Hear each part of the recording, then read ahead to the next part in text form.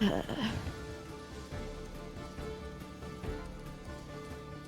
hopefully I go to the right camera. Hello, fellow heroes, and welcome to this good morning. I almost said good mythical morning, but I'm pretty sure that's copyright. To a fantastic fantasy-driven morning. We're happy to be here, and let me hit the record button just in case my internet craps out. But we're happy to be here. We're happy to have episode 7 of Project Odyssey. Last we left off, our heroes were in a bit of a pickle, and potentially, total party wipe. Total party wipe potential is TPK, total party kill. Is what it's looking like. But before then, our very own Nate from Two Beards Podcast, it's his birthday. It's his B-Day. And he's here playing Dungeons and Dragons with us. So I appreciate him doing that. He gave me a request. He wanted me to sing him happy birthday. So, well. Well, nobody's here, but it'll be forever recorded and put onto the internet. Yeah. You get to do it solo. I'm not joining in. Happy birthday to you. Happy birthday to you. Happy birthday, dear Nate from Two Beards Podcast. You go subscribe to that and check out his podcast and all podcast formats. Happy birthday to you. And many more. Thank you. That was perfect, Mario. I'll have to clip that and put that on our socials too. That's great. Nate, 70 years ago, could you see yourself playing Dungeons and Dragons on your birthday? Hey, so you are not that far behind me, Sam, so I wouldn't talk too much. Buddy. Oh, it's fantastic. That's fantastic. For those of you who are just joining us, who forgot what happened last month, and me included, our adventurers have recently gathered together to fight the oncoming dragon threat, where dragons have shown up from another dimension and started conquering the lands underneath them. And this guild of heroes with these new recruits have formed together to look to stop and to see the cause of this. In doing so, they're just barely catching up to the atrocities that have been placed upon them, having to save people from a very academic town and recruiting mages that have probably, due to stress, have lost their ways in how to go about things. They now find themselves in a swamp where they are looking for a dragon who's been here before the rest of the other dragons have teleported in from their dimensions. However, along the way, they've run across a druid who is not too keen about them hanging around in the swamp and doesn't care for them going to the essential life tree, the grand tree that's larger than life itself. Excuse me. And they run into lizard folk who seem to have been converted by a dragon who has stopped by here long ago. Now, our heroes don't know if this is the same dragon that they are looking for, or if this has something else to do. All we do know is that the lizard folk have started a civil war amongst their own people, whether they should worship this dragon or not, and they've become hostile to anyone who either bothers going into the swamp. It seems like they are militarizing, and our players are in the middle of it all, looking death right in the face as they are surrounded by all types of people. Unfortunately, all types of enemies, sorry. Unfortunately, we are missing 2 party members. Don't worry. I didn't nerf the encounter one bit, guys. So, if you guys are wanting to see some kills and some deaths, here's the place. But, and so, our story begins. Okay, last we left off, Nomad, it was your turn. Looks like you were fighting this crocodile up here. Oh, I did not mean to move you. and you had a constant. I don't know if this is a concentration spell or something, but you also had like something. Up spell. So they're right now the ones that are in it are at least a little bit trapped. Bless. Yeah. The ones that are in it are what? I'm sorry. At least trapped right now. Or Okay. stuck. Perfect. They're trapped. Gotcha. All right, so we're just going to continue where we left off. For our spellcasters in the group, here there is a shiny object right here if you need to cast any other AoE types of spells. And yeah, go for it. Nomad, you're starting off. All right, so nobody else start with since we just apparently 2 people disappeared. Given the complexities of our present situation, I feel it is only logical that we endorse a tactical withdrawal and consolidate our resources around feature here. Speak English. And I'll attack it. He's saying you want to leave. All right, so we will do 2 attacks on the lizard guy on top. Okay. And then Pet will Pet will do Let me the same. switch the So screen. So, oh my gosh. here is my. There we go. All right, so Zoom in for the camera. attack number 1. And you know what? We're gonna use my inspiration point on this one. Oh. Because we're just gonna make sure we drop this Wow. dude. Get him So- out of there. K.O. Oh. All right. Well, 25 or 26. Well, hold on. You can decide to use your inspiration roll after the first dice After. roll. Yeah, you don't have to do then it we're gonna- before. So you we're can gonna save wait. it. We're gonna Yeah. hold on to that 26. There you go. All right. So first attack is 26. Second attack is an 18. I believe both of those will be fine. And damage is 8 plus 5. You're hitting the lizard man on top of the. Yep, the lizard man on top. Not Right. worried Yeah, about those the, both hit. All right, so 12 hit points, or 12 damage for the first, 12 damage for the second. Whew! Wow. Attaboy. Yeah, he's gone. That's 24 points of Fantastic. damage. Let's go. You pull out your weapon and you crack him through, break his shield guard, and then you smash it in his chest. You notice the other lizard folk as your turn nears an end, as they all attempt to they look like they're just trying to rush at you guys, but seeing how many of their friends have already fallen before they've even started their fight, they seem a little hesitant to start rushing in. Beard or Nomad, you can continue your Yep. turn. Then Pet will take a bite at the gator. Oh, before your pet takes a bite at the gator, you can keep that roll. Okay. Don't worry about that.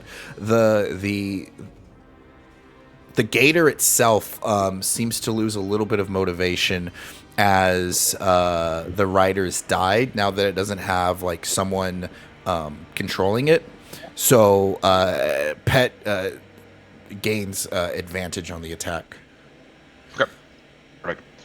All right. So you're sitting at 25 damage. So yeah, 25 to hit. Okay, so that's gonna hit. All right, and then damage is 3. So 8. 8 points of damage. Nice, solid. That is it for Nomad and Pet. All right, as Pet rips off some of the flesh of the gator, Beard One, you see the hesitation in the eyes and the enemies that are trying to run towards you. Some are caught in magic, others are right next to you. What do you do? I'm switching to my sword, Okay. and I'm going to attack this guy right in front of me. Okay, all right. Big moment here, guys. Beard One's using a sword for the first time. No, not the first time. Jerk. This is why I don't use a sword. 9. 9. You take out your weapon, and he takes cover behind the small wall next to you guys. All right. I'm going to swipe at him again. Okay. You don't let it deter you. 15. That is a hit. Yes. All right. And then that will be minimum damage. 4. 4 points of damage. The lizard folk seeing, getting a little more motivated by how poorly you're able to get at him. Almost that hesitation is almost getting washed away as he wants to be more determined to attack you. You can continue. All right. So I've got a movement too, don't I? You have movement and bonus action. Let me look at my sheet here.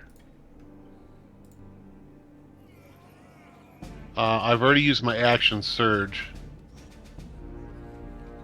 All right. So if I move though, he'll get an attack of opportunity, right? Correct. All right. Well, then I'm going to stay where I'm at. All right. Mara, even though the enemies are trapped, they seem to be slowly marching to flank Beardwan. What do you do? The enemy is down here? Yes, these guys right here. My thing not working. Why is it not doing that? Oh, it's clear. Okay. What do I do? Well, first I'm gonna call up to Nomad and be like, "Hey, you good up there?" I'm fucking right for you. Affirmative. That's great. Do I see the enemies coming down on Beard One? Yes, you can tell that they are starting to they're starting to march over to Beard One. And it's the ones in the purple that are moving, not the ones in the blue. Correct. The ones in the purple, the ones in the blue. Can they move, Nomad? They will need to make saves. Or Okay. they'll need to make strength checks against the weapon. So they all failed their reflex. So What condition are they considered at the moment? they are. It is restrained. Restrained. Wow, that's huge. Correct. Okay. Yeah. So it's the guys in the purple for sure, because the purple area, if I remember correctly, is just difficult terrain. Okay. I'm just seeing how far I can go. What is happening in the purple again? Remind me. Difficult terrain, so it takes Just double slow your movement. movement. Yeah. I'm not in a good position. Gosh. You can They have always to- why- ready in action. Yeah. I think what I'll do this turn is I'm going to move. Well, then that puts me in an attack. Is this one dead? Not the alligator. Not the alligator. Not the. Yeah. the So what I'm rider.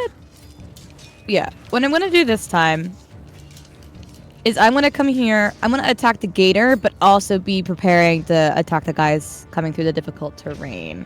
When you say you're also going to be preparing for them, Just in my movement, In your like I'm taking okay, consideration where I'm going, gotcha. knowing that future turns they are coming up.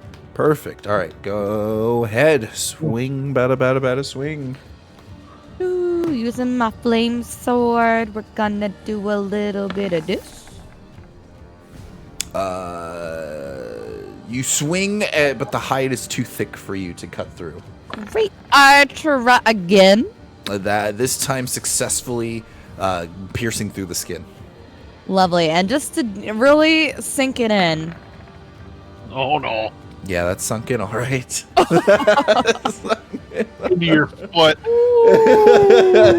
Wow. Okay, hold on a second.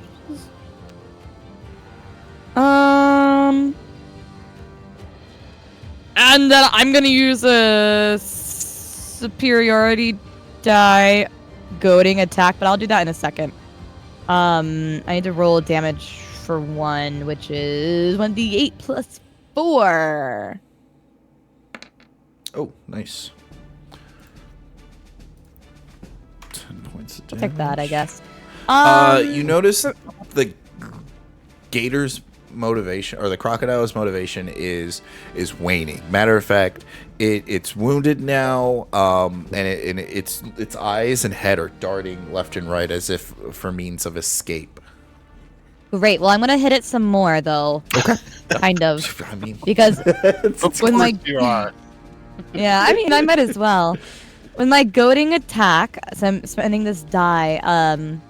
I can expend the die to add the total up to the damage roll, and the target must make a Wisdom saving throw DC 15. On a failed, target has disadvantage on all attack rolls against targets. I apologize. Can you read that first part again for me?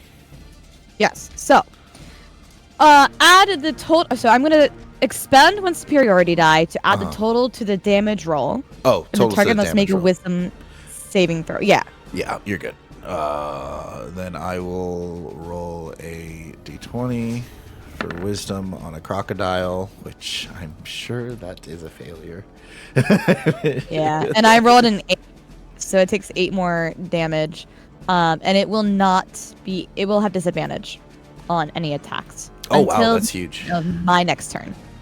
That is huge. Mm-hmm. I'm going to -8. Yeah, now Wait. it's considered bloodied, and it is definitely looking for a retreat. Right. I do want to clarify the target has disadvantage on all attack rolls against targets other than me. Cool. No, that's great. Oh, yeah, it motivates them to attack you. That's a good. I That's, know. But I'm saving our friends. yeah. I love it. I love it.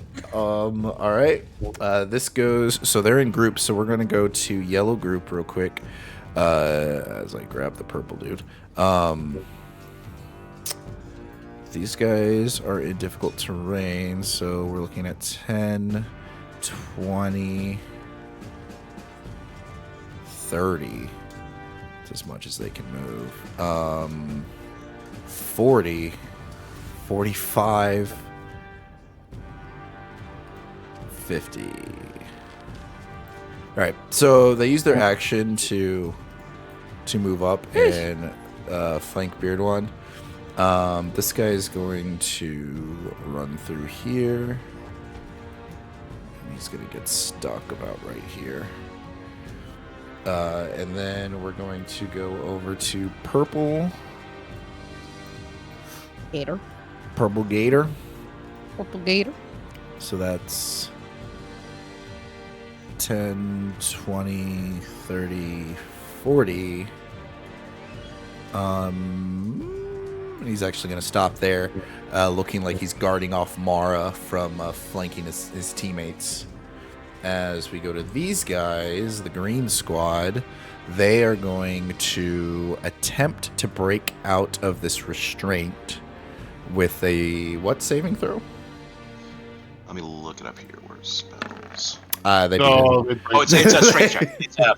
It's it's a strength a check. strength. Yep, strength against a DC of 16. And it's only whenever they start their turn in it, or how Nope. does it? If either starts its turn in the webs or enters them during its turn. Gotcha. If that, then it's got to make the dex saving throw to not get caught. Once failed, it's restrained as long as it remains until it breaks free with a strength check. Okay, so he's gonna move through. I'm probably doing this wrong, but it's okay. He's gonna move through. Oh, get through here. So that's 10, 20, 30, 40. We're gonna stop right here, and then these guys gotta make the save as well. One failed, left to right, top to bottom. Top guy failed. Bottom guy succeeded. He gets out just barely. And he's going to use his movement double his movement to get all the way around right here. Jeez. And then you guys totally wiped out Blue Squad already, so they're gone. This is the crocodile's turn. The crocodile, having disadvantage on everything, its rider is dead. The wild beast looks for self-preservation as it hops into the water and begins swimming away. Can I attack it? You Yes, sure you can. have an attack about the opportunity. You can make an attack of opportunity.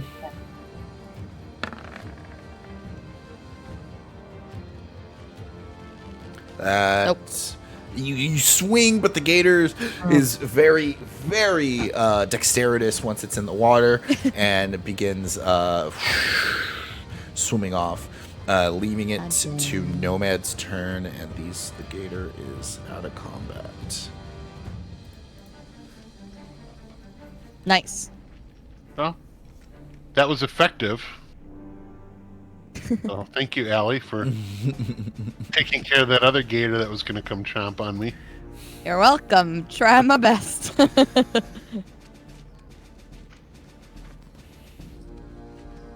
All right. Nomad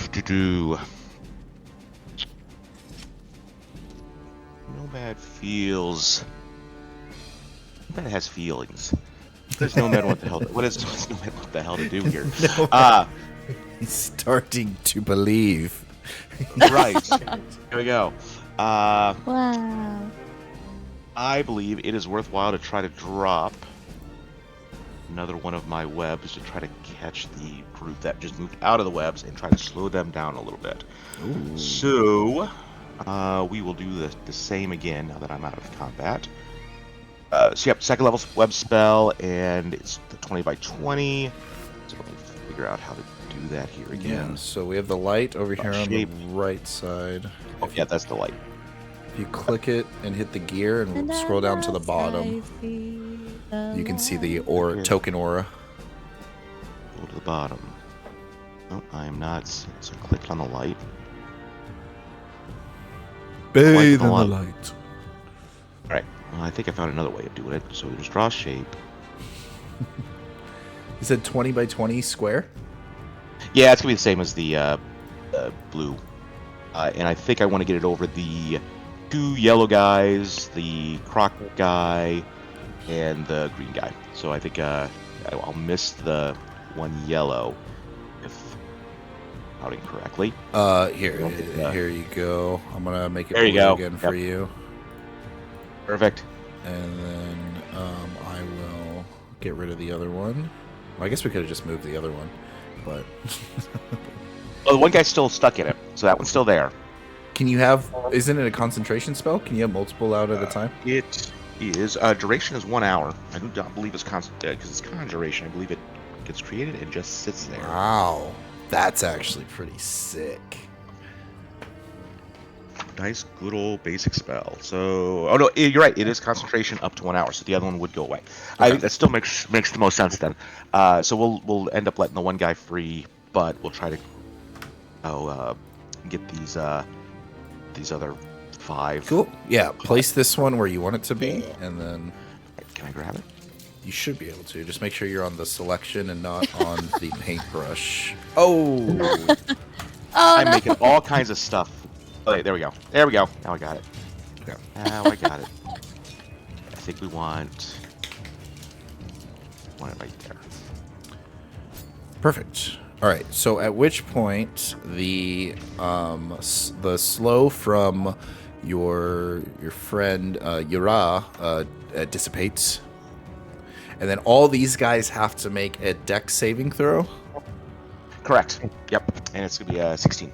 16. Okay, they all fail. Woohoo! They are all considered restrained. Yes. Yep, that's helpful. All right. Then, so that was me. You know what? I should move, and Pet should move. So Pet will move up and put a little bit of protection mode. And then I will move up to so 25 is to there. All right, so I will come in over here and try to absorb any attacks as possible. That is it for Nomad. Oh, I freaking love it. What a great play. I'm looking up restrained real quick. And creature speed becomes 0, and it can't benefit from any bonus speed. Attack rolls against a creature have advantage. Creature has disadvantage on dexterity saving throws. Okay, cool. Now would be a great time to use a fireball. That goes to Beardwan, as you are currently surrounded, but the guys behind you are restrained. You are being flanked, which means these two guys on either side of you have advantage on attack rolls against you. So if I move, only one guy gets an attack of opportunity against me, right? If you move out of his reach, yes. So could I move here or circle around him to get like if I can I move here and stay within melee? Correct. Yes, you could do that. I think the restrained people can still attack. It'll just be with disadvantage. Okay. So I'm going to do that. So then these two would get an attack of opportunity. Yeah, and they would be at disadvantage. I'm going to go ahead and roll for that real quick as they swing, as the webbing pulls them back, and they both miss. Hell yeah. Sweet. Oh. All right, so then that was my move. So I'm going to take my 2 swings at Chucklehead here. Okay, yeah. So first one, Nice. that hit. And then the second one should also hit, right? Yes, it does. Yes, it does. You get 2 hits on them. First damage is 5. and Solid. Max 11, so 16 total. 16 total. Nice, nice. Good amount. As he is now bloodied, that hesitation starts to seep back in on the enemies. Oh, I didn't mean to kill He's him. not axed, yeah. I meant to bloody him. Unless you really want to. Yeah, you know. I actually forgot to go for him, so I'm actually gonna swing. I'm gonna attack with him real quick. Make up for lost time.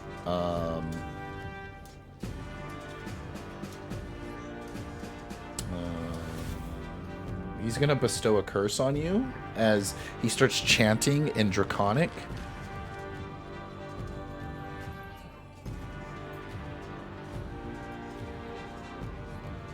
What is he saying? I understand. Go ahead and make a wisdom saving throw.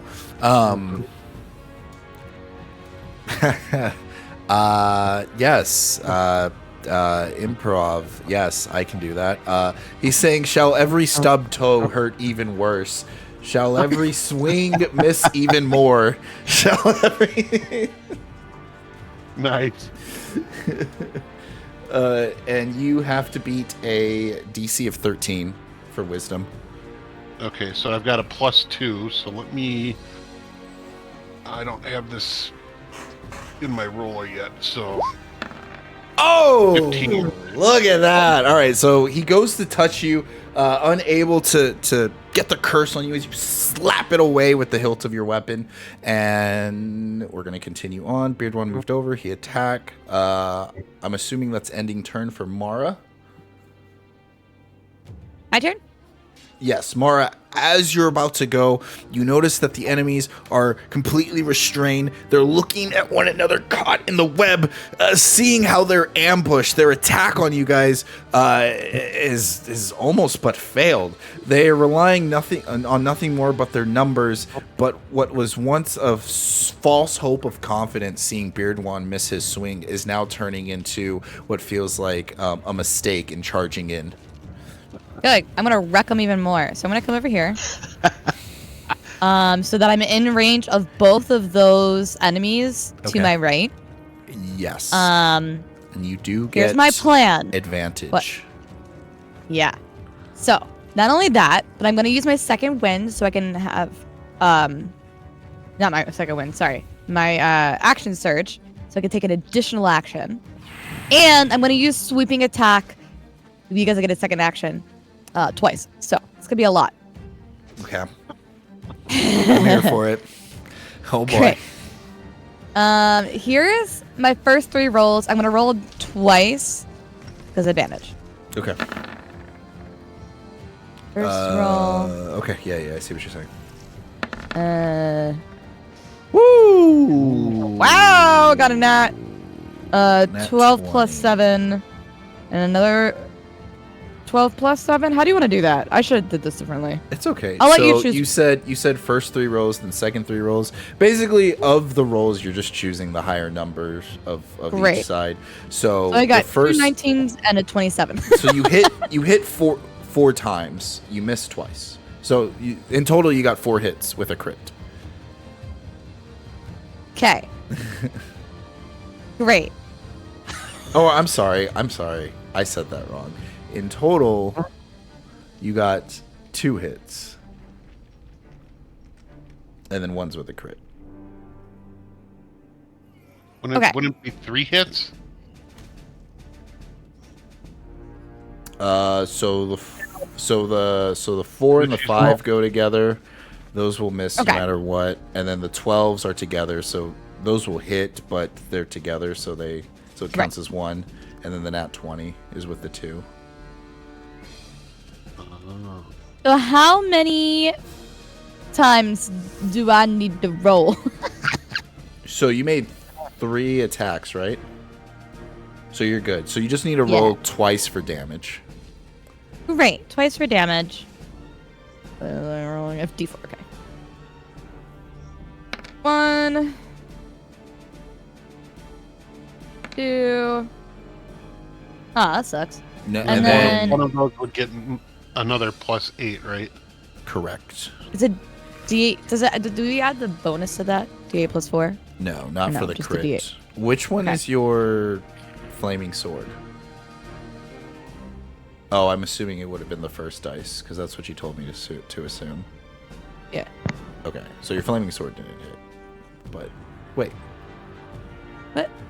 Your flaming sword did hit the second time. So you critted with your offhand weapon. Yes. Okay, Mhm. okay. Oh, yeah. I shouldn't roll a...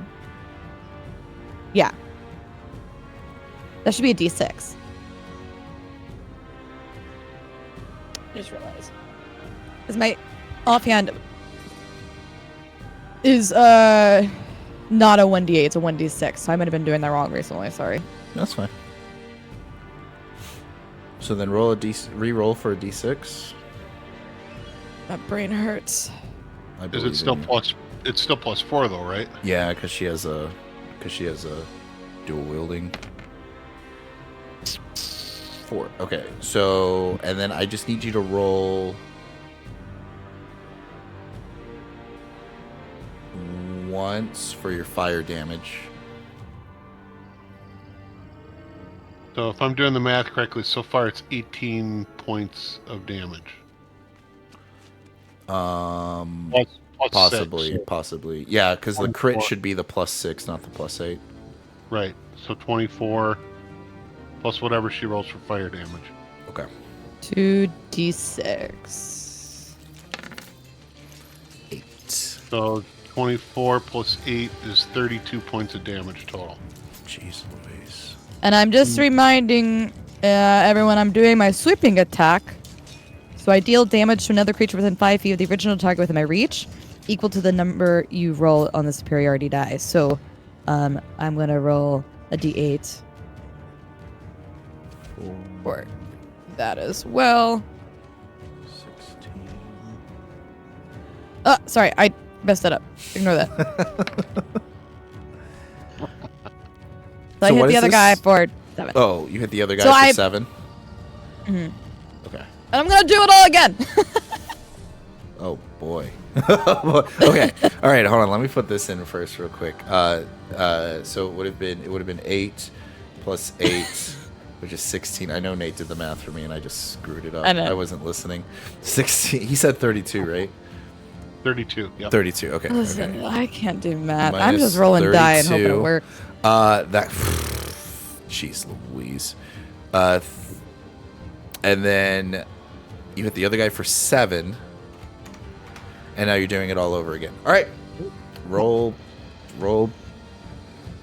3 dice. Roll 6 more dice. Yeah, I'll do this differently. I'm just gonna roll them individually. Okay, so roll 2 dice at a One. time.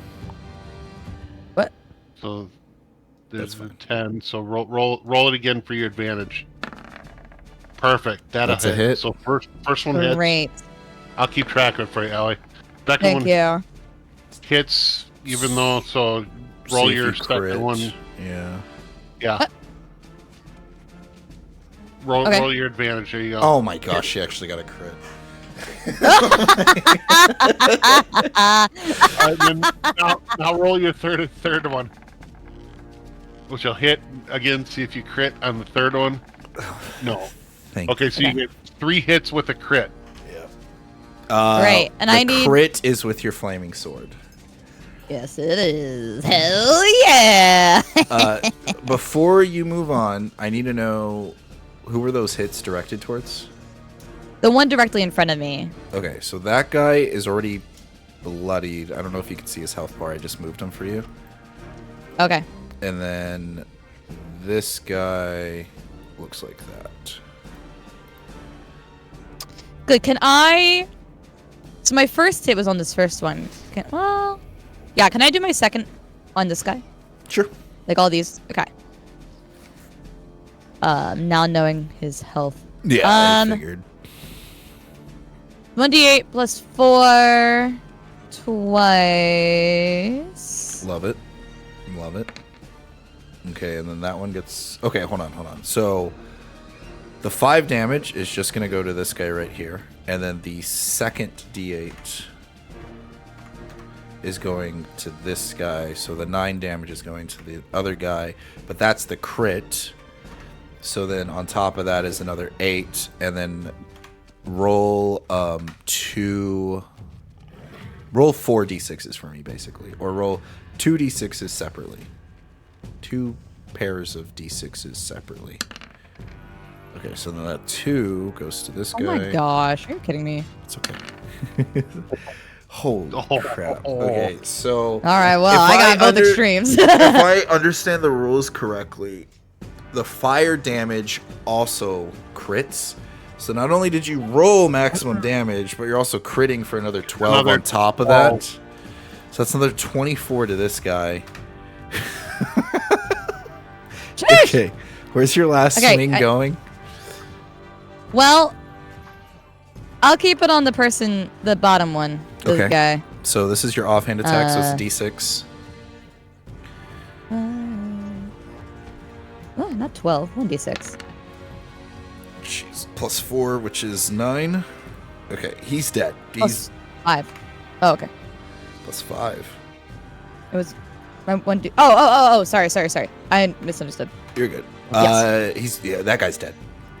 And then I'm going to use my superiority dice again to do that The swipe. sweeping attack on the other guy. Mara, no And sweeping. Mara, no sweeping. And he'll take Another 5. 1, And 5. you did so much damage to him. In a flurry of just flames and clanging metal against skin, you make a beautiful tapestry of blood and limbs as you decimate both of these guys. And one dies and the other one goes unconscious from the immediate loss of blood. I'm talking like Kill Bill, you chop off his arm and it's a geyser. Just standing there, covered in blood. Nice. Wow. All right. Way to make use of those abilities. Okay. So what is this? Oh, that's the dog. So on top of all that, the web starts on fire because the web starts. No, it starts burning away from the squares that she sorry. hits. Each round, it starts spreading, and any creature that's caught in is going to take another 2d4 of fire damage. Is this a legit thing? This is totally legit. The Oh webs are my flammable. gosh. Any 5-foot cube of webs exposed to the fire burns away in 1 round, dealing 2d4 damage to any creature that starts its turn in the web. Or in the fire. So yeah. Wow! I am on a roll. So Nomad says, yes, in my logical appraisal, I bestow upon you my accolades, recognizing the exemplary manner in which you have navigated these challenges. I just look over at you. Thank you. I assume that means I did a good job. Oh no, what did I do? Oh gosh, get rid of that. Okay. Wow, that was impressive to say the least. Okay.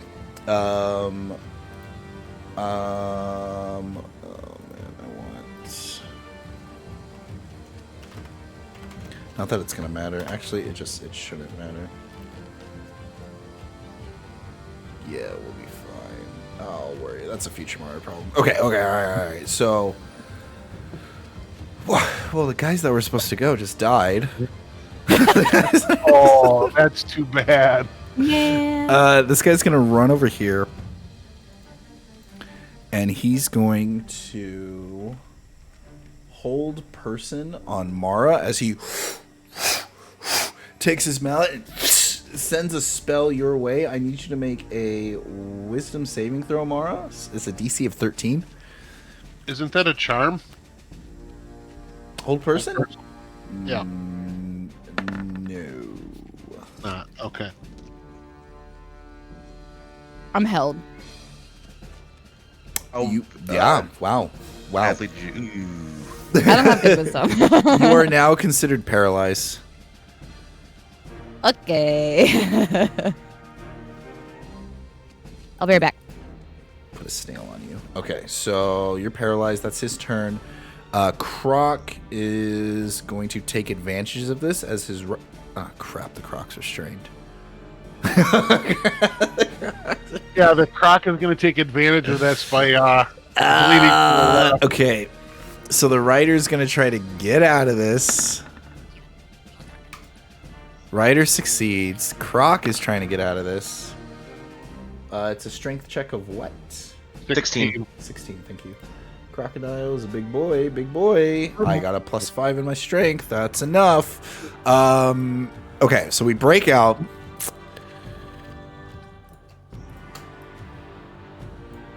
And we're going to... Oh, I want to get out of this. That sucks. We're going to not move that. Whoops. Move this way. Here. Giving you... Alright. And we're going to make an attack with the crocodile. She's considered paralyzed, so this will be an automatic crit. With him moving, would Nomad and Pet both get attacks of opportunity?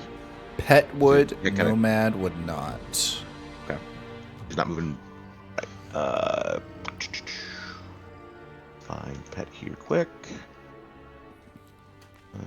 Okay, +7. +7, okay.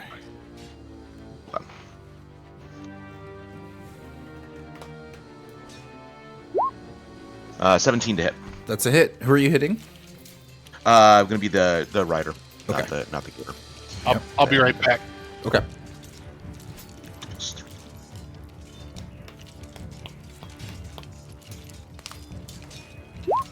Right, 8 points of damage. 8 points of damage. That's good. Solid. Okay. Mara goes to die. Oh no, I go to live. I make 2 attack. Ooh. Yes. We'll see. We'll see if you survive this. He's gonna bite you. That is a hit, and this is gonna be 3d10, and it's an automatic crit because you are paralyzed. Each one crit? Yeah, paralyzed. Anytime something hits you, it's going to crit you. So you're going to take 12, 30, 32 points of damage. Oh, I'm still alive. And then the tail is going to slap Nomad. Okay. Oh, also... No, it's not.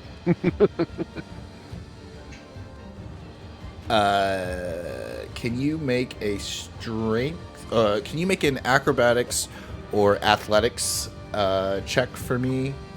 Wait.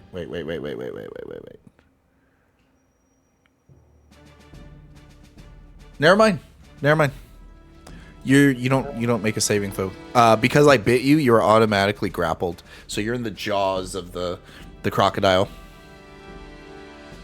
And But she's not held. She's not held anymore, right? She snaps out of that. Of the hold person? No. You'd have to break this guy's concentration. Okay. What's my predicament? You are now considered restrained, so you can't You're in the move. mouth. You have of the disadvantage on attack rolls and disadvantage on dexterity saving throws. Wow. All right. And then Nomad, a tail comes cracking down on top of you, dealing 2d8 plus 5 bludgeoning damage. And then I need you to make a strength check of DC 16. Strength. -1. And I'm gonna do That'd be a 9. a 9. Okay, so you get knocked prone, as I also do 12 points of damage to you. Alright. Then we have Green Squad over here, so these guys are going to spend double his movement. Oh, let me see. Do I have any range attacks with these guys? Nope. Don't think so. Don't. Drats. That sucks. Oh, it doesn't. And I have to freaking dash to get to you. Okay. And this guy's going to go around. And he too will dash. All right. So Nomad's knocked prone. Those guys dash. This guy, let's see if he gets out of his predicament. He is not. He's still restrained within the webs. And it is Nomad's turn. All right. Oh! I think Pet... Oh, Pet already used his reaction. Never mind. So you're good. Yep. So we're now in not a good place.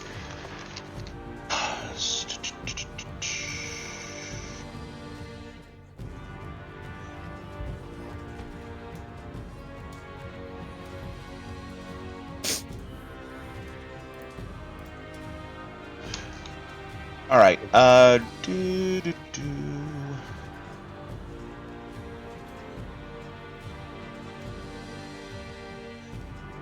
Mara, I propose a relocation. The circumstances necessitate a strategic adjustment of our positioning, specifically your positioning, for optimal tactical advantage. I like hanging out of this croc's mouth, and I just like peek up my head. Yeah, I think moving would be a great idea. All right. So I'm casting a spell. You'll have to choose not to make a save against this one. Okay. Yeah. And you're going to be teleported to a space of my choice that I can see within range, and the range is 8 feet. It's called Vortex Warp. So, where can I warp you that feels like it's relatively safe? Not terribly far from the rest of us here. I think I'm gonna put you. Oh god, there's guys behind me. Guys, all right. I'm gonna put you like down here somewhere would be fine. I think I'm gonna put you behind Beard One. Okay. If you're good with that. Yeah. So if I slide you over to here, unless Beard, you're planning on moving at all. That's, Nope. I intend on swiping the guy in front of me and then pulling my bow. Okay. I'm just like then- hunched over, coughing. Thank you. Yeah, absolutely. All right, then I think I'm getting flanked right now. Do you have any healing potions on you, Allie? Yeah, I have a greater. Okay. Greater one. Then I'm gonna move up to here. And Pet will come across. And Pet will make an attack against the rider. Okay, this guy's gonna get an Think attack of that'll- opportunity on you. Oh, Pet's got plenty of movement. I can move around. On Nomad. Oh, on Nomad. That's probably okay. Okay. He's going. At some point, this AC should help. At some point, yep. Your AC is 22. By deer. Yeah, no, I can't even. I don't even put a dent in you. Yes. All right. Perfect. That's good. Then Pet is gonna make his attack. So.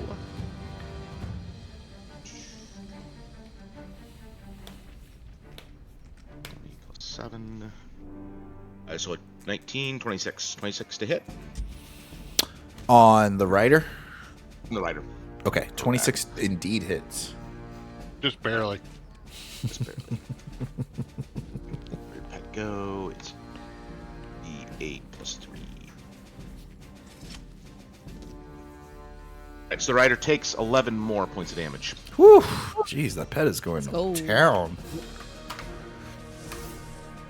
Chomp chomp. Okay. All right. Nomad had a decent turn. You see as you guys are maneuvering, teleporting, getting around their tactics, the lizard folk are looking at one another in order to retreat. However, the crocodile rider is shouting at them in Draconic, being like, "Hold your ground or I will feed you to my croc." And they all stand their place, but only just because of the crocodile rider. Beard One, it's your go. So let me ask you this: can I shoot this guy while in melee with this guy? Yes, yes. You'll only have Okay. disadvantage if you shoot this guy. Got it. Okay, so I'm switching to my bow.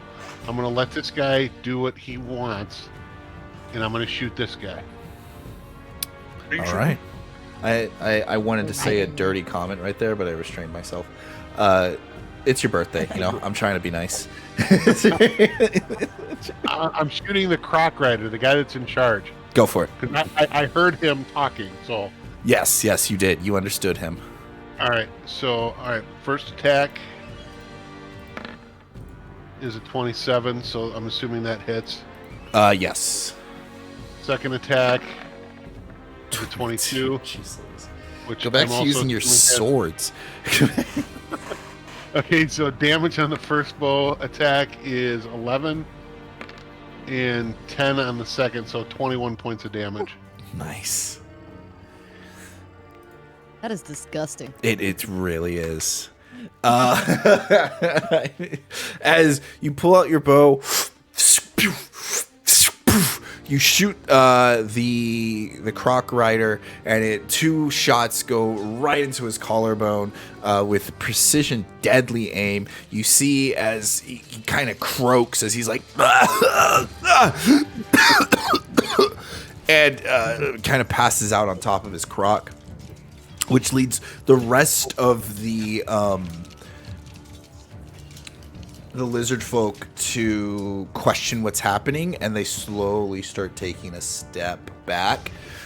You see them retreating as combat ends. Yay! Your hold person wears off, Mara, as this guy begins to retreat.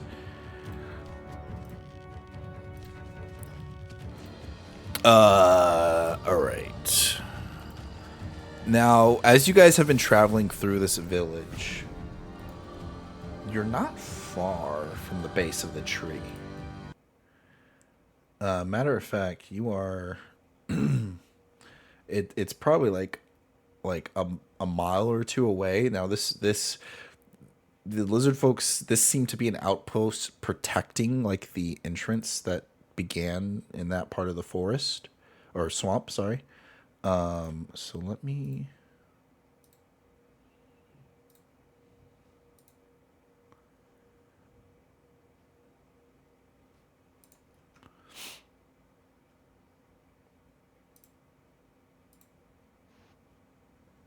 Okay.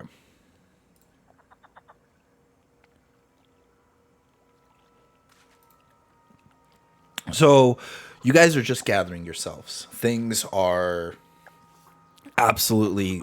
You survived the ambush. You were outnumbered, outgunned, yet you still came out on top. Matter of fact, you scared with your prowess. You scared the lizard folk and enemies away. But as they begin to cower away and run away, there is a geyser of water.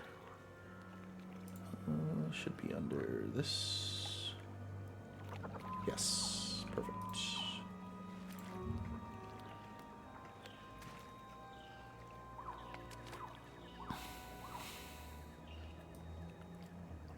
Oh, sorry, that's Nomad. Crocodile. We'll say the crocodile's running away as well. Okay, so the enemies begin to retreat. And a geyser of water explodes from over here. And you see the Hydra that swallowed up Bakari from before appears. Oh, gosh. Forgot that happened. Let's see. Any sign of Bacardi?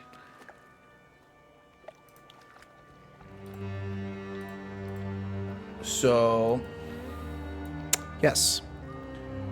Bakari stands on top of the Hydra. Holy. And can I flip the image? Whatever. Bakari is on top of the Hydra.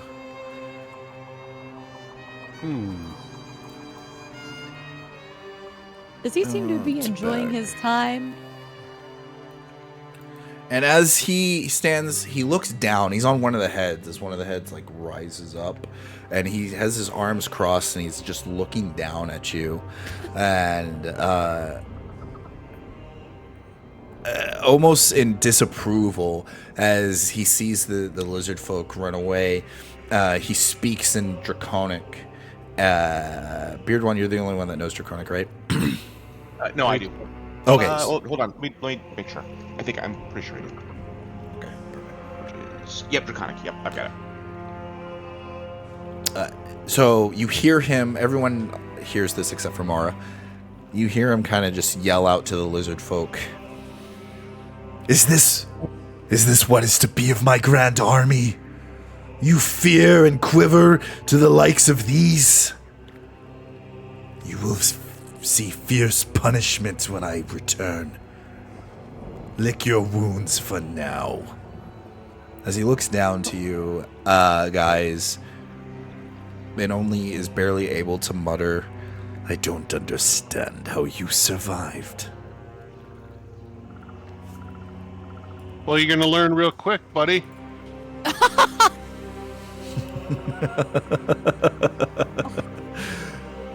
I don't understand anything, and I'm just bleeding, and I'm like, what is he's happening? He's speaking common now. Oh, okay. He says in common, he laughs out and says, you show no fear even in the face of such... And he looks down at his Hydra as the Hydra goes to lower him. But then at that moment, the forest down here, the trees and vines themselves begin to move and open up. And he stops midway in his sentence and looks and says, This This doesn't make any sense. As he... Why would the Tree of Life grant you access? I've tried for years and it's never allowed me through. Because you're a piece of shit. Beardwan, he glances over at you, and his eyes... you have the highest passive perception. His eyes look like a lizard's eyes. They don't take the shape of a human's eyes, but then they, for just a brief moment, and then they change back to being like human. They're slit like a snake, and he growls and says, "If this is what the Tree of Life wants, then I will allow it. I want to see where this leads. And if it consumes you, then by all means it will do what I was already prepared to do." Prepared, but not prepared well enough. He gives you a quizzical look that's like he's trying to understand what you said.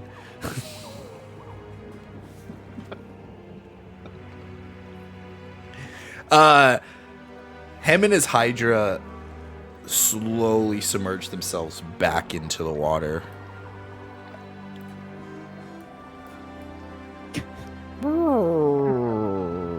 Or let me do it like this so you guys can see it. So That was nice. We should have more tea. pardon my inquisitiveness, but I'm compelled to inquire as to the nature and origin of that event. What just transpired? So we have to fill Nomad in on the backstory. Yeah, that's right, because you guys just discovered Nomad not too long ago. So this dude is a druid, we think. And based on what he just said, so we were traveling with him, and his name was Bakari or Bacardi or Baloney or whatever. Buddy. Yeah. And so he was with us, and then all of a sudden this Hydra popped up out of nowhere, and he went and jumped on the Hydra and disappeared. Well, apparently this was all a setup, and the Hydra is his buddy, and he was planning this attack on us the entire time. And we're going to this tree because we think there's a dragon guy there. A good dragon guy, not a bad dragon guy. Somebody that'll help us attack the bad dragon. Imagine dragons. Well, I don't need to Acknowledge imagine. your I've seen him. statements. Fail to comprehend their meaning. Let's just walk. You're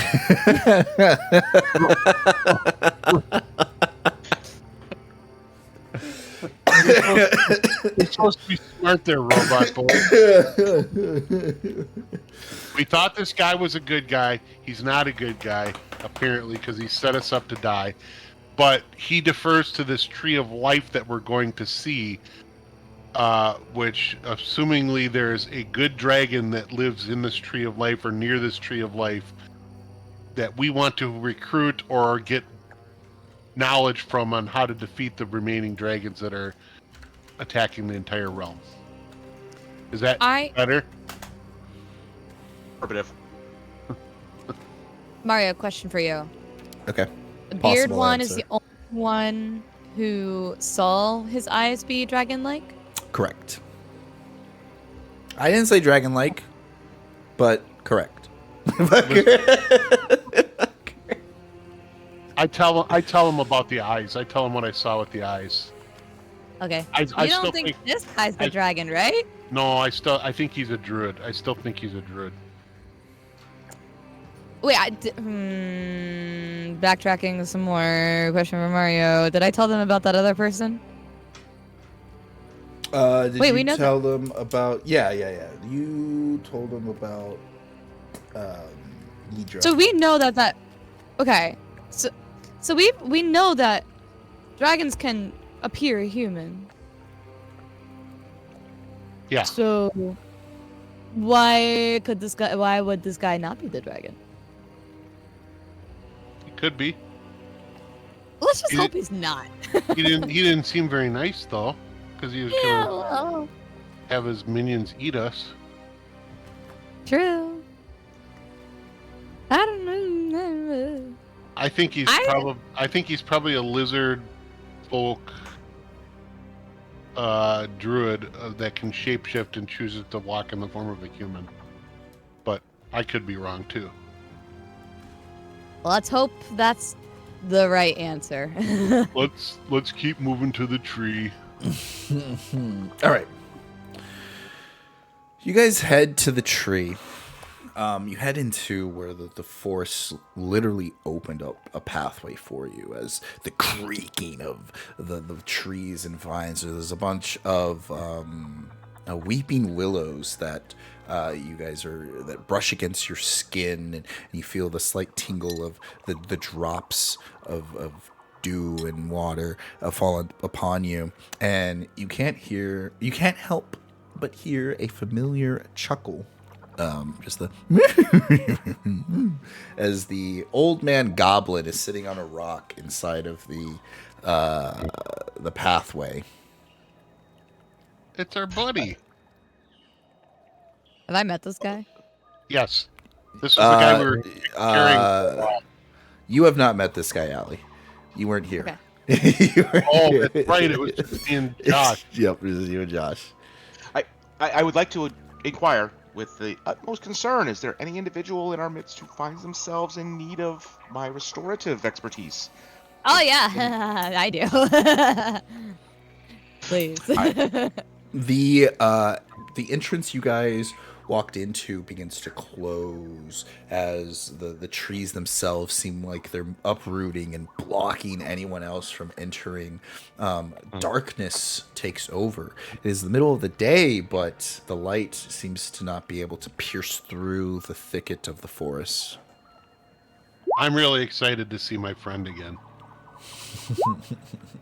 Allie, I just cure light wounds for 10 for you.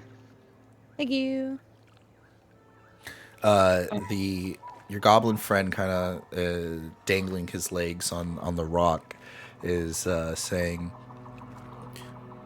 Rest, it will be needed. Oh man, I broke my pen.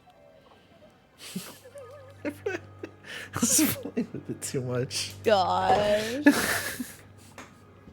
Need a new fidget toy. I know. I usually have a coin that I fidget with, but I'll play with my Millennium Falcon. Okay.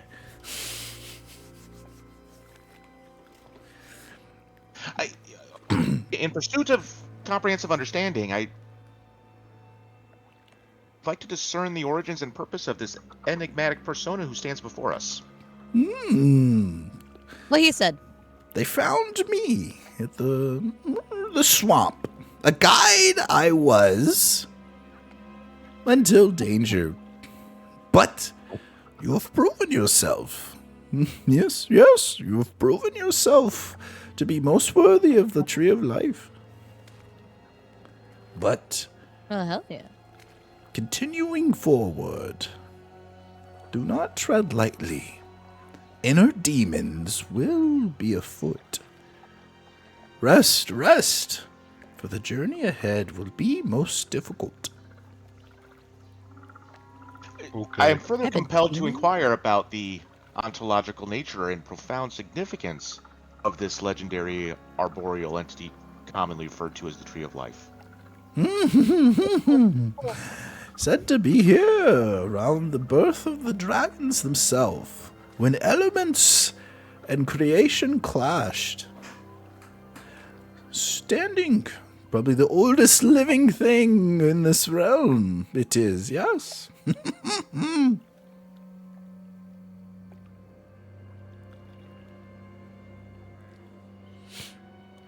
So as he recalls that information, make a history check for me, Nomad.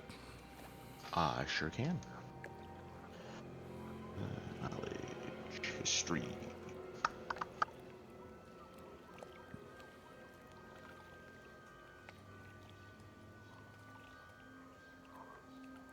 25.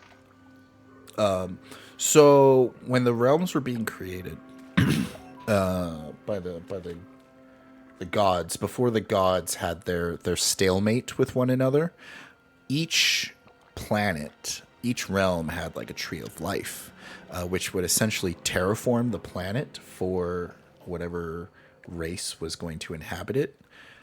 Most of them got burned down between the war with the elementals and the dragons. And this is one of the few that remain.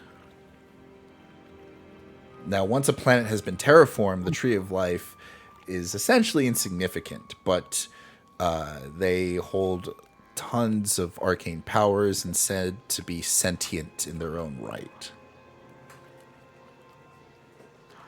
Right, so I'll communicate that. Well, through my logical deduction, it's become evident that this venerable tree possessed the extraordinary capacity to shape and mold the fabric of this planet. Yes, and it seems it wishes to define your destiny. Intriguing.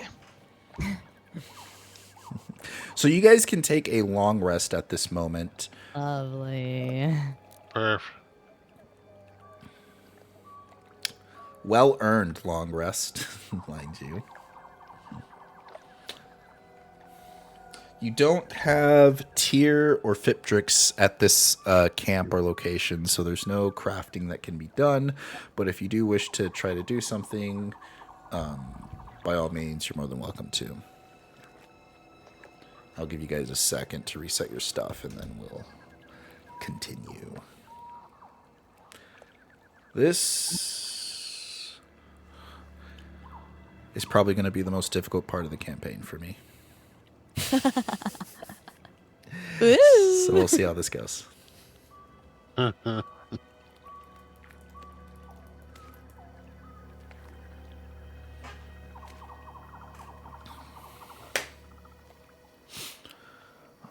I want to thank everybody for tuning into the stream. We just got done with the big battle. We're about to jump into some RP. Please go check out these content creators. Ali O'Rowson is a streamer who likes to stream horror games and get drunk while doing so. Nate from Two Beards is a Slice of Life podcast where he talks about his own life, but also just anything and everything that goes on. And Sam here is not really a content creator, but he is a fantastic role player, and we love to have him here.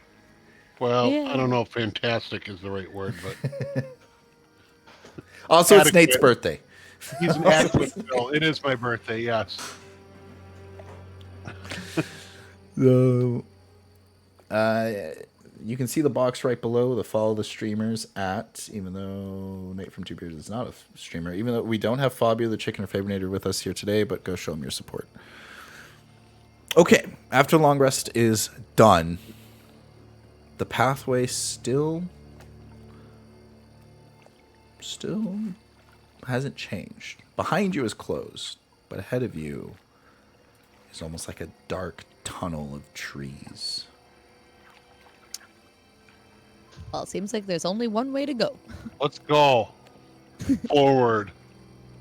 Huzzah! We can't go back.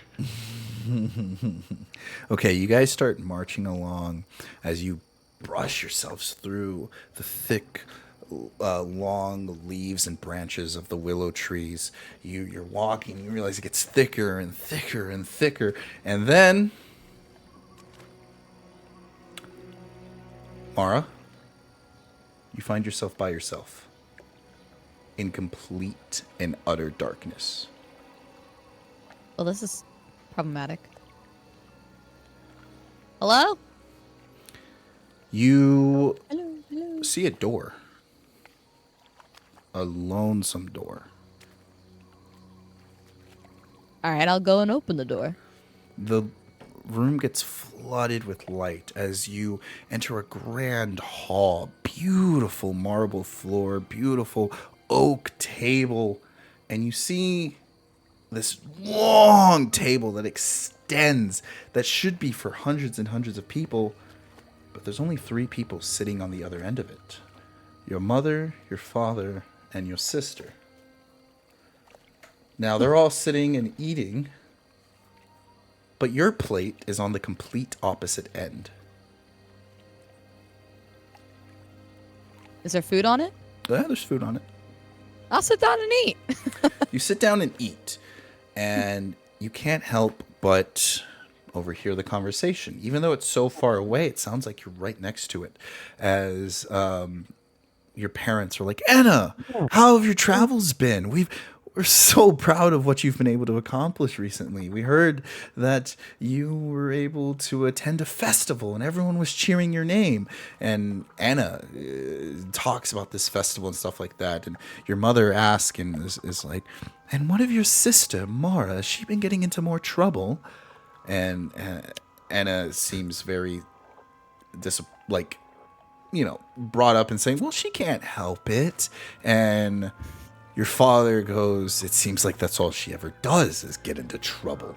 It's just last week we had to pull her out bail her out of another situation.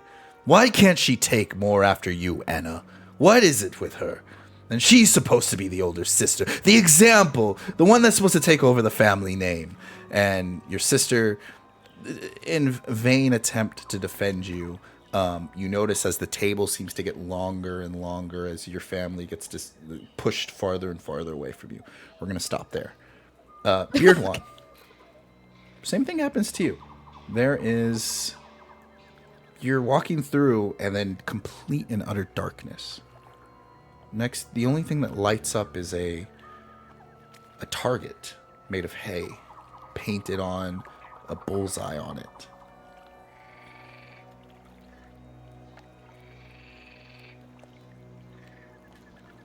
Okay. Would you like to do anything if anything at all? Beyond the target? Nope, just the target. All right, I'll take a shot at the target. As you knock your arrow, you hear your mother's voice reminding you of the lessons she taught you on how to shoot. And she goes, deep breath, elbow high. And as you shoot, thud, the target then turns into a person. Then another target appears. There's one arrow and a dead person. What do you do as another target appears? Another hay with the painted on bullseye. I go look at the person. You go look at the person. They're hooded.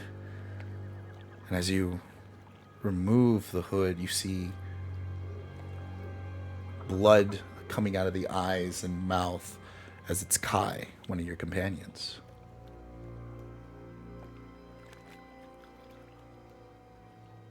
Is he dead? Do I try to check him? No. At that very moment, you hear a person in clad armor coming to attack you viciously from behind.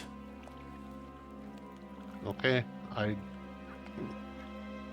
draw my sword and ready to engage. At which point, when you draw your sword, you hear your father's voice and the training that he gave you whenever he taught you how to fight with the sword. He says, strike true, do not hold back. This is a tool, not a toy. And you slash the person who tries to sneak up behind you, only to see the person in armor, as you remove the helmet, was Mara. Mara! Lying there dead. We'll stop there. We're going to go to Nomad. Nomad, you go through and you enter complete darkness. You hear the sounds of marching.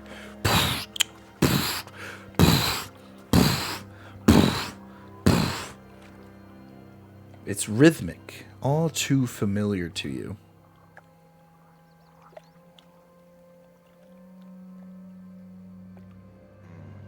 What do you do? What do you do? My intuitive faculties detect a foreboding resonance in the depths of my consciousness. I have a profound sense of trepidation regarding these circumstances. I keep walking. You keep walking. Next thing you know, these images start to appear as if from like a smoke, a fog. They turn more vivid as you are you are no longer walking, but you are now marching side by side by faces that are all your own, by bodies that are the exact shape and dimensions as yourself, as you are marching in unison with other robotic beings, an army, a legion of nomads. Before you know it, you are on a battlefield. Explosions start to cry out. Dragons fly over and breathe flame on top of your comrades, your partners in this endeavor. You are forced to fight off legions of kobolds and half dragons until you see a young half dragon, someone that was born from a dragon in another species, not a dragonborn per se, but has more dragon blood in it than most. Old enough to wield a weapon, but too young to experience war. You see, they are too wounded to hold up their weapon. Your side of the Endeavor has won this battle, and your programming is telling you to finish off those who remain. You wield your weapon high as this young dragon cries out for mercy. What do you do?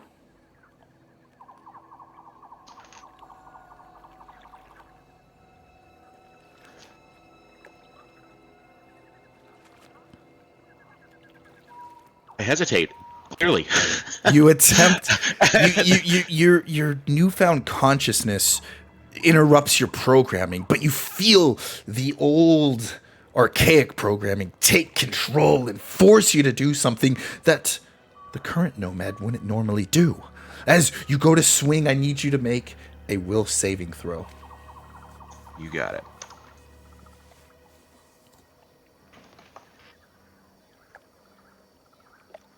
All right, will.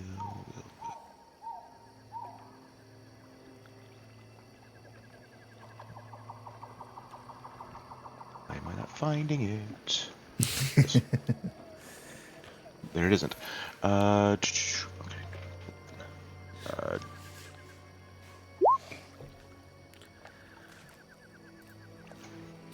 15. Oh, 5. 5. Not very good. Slashing away here, baby. You go and you slash at without mercy, but that young dragon dissipates into smoke as you swing into it. You see yourself. Your eyes are red with the old programming in between you. And looking at yourself, you say, the red-eyed nomad speaks and says, "You are nothing but programs. You are nothing but the orders that are given to you." And we're going to stop there. We're going to go back to Mara. As the table gets further and further away from you and your family, the floor beneath you starts to break apart and fall. As the table itself begins to disintegrate, you fall and land on cobblestone. Cage Do I still have my food? are around you. Yeah, you still have your food. Great. Your food. You're sitting there with your food in hand. There's jail bars ahead of you. Anna skips into the room with her song and says, "I'm sorry, Mara. Father doesn't want to bail you out this time. He says you need to learn your lesson." Your mother turns around the corner and says, "Why do you even give her the peace of mind? Look at her! She's not even bothered, just eating her food as if not a care in the world, and to the trouble that she's brought, the dishonor that she's brought upon our family. Why are you like this, Mara? Why can't you just be a good, upstanding citizen? Do you care about no one else but yourself?"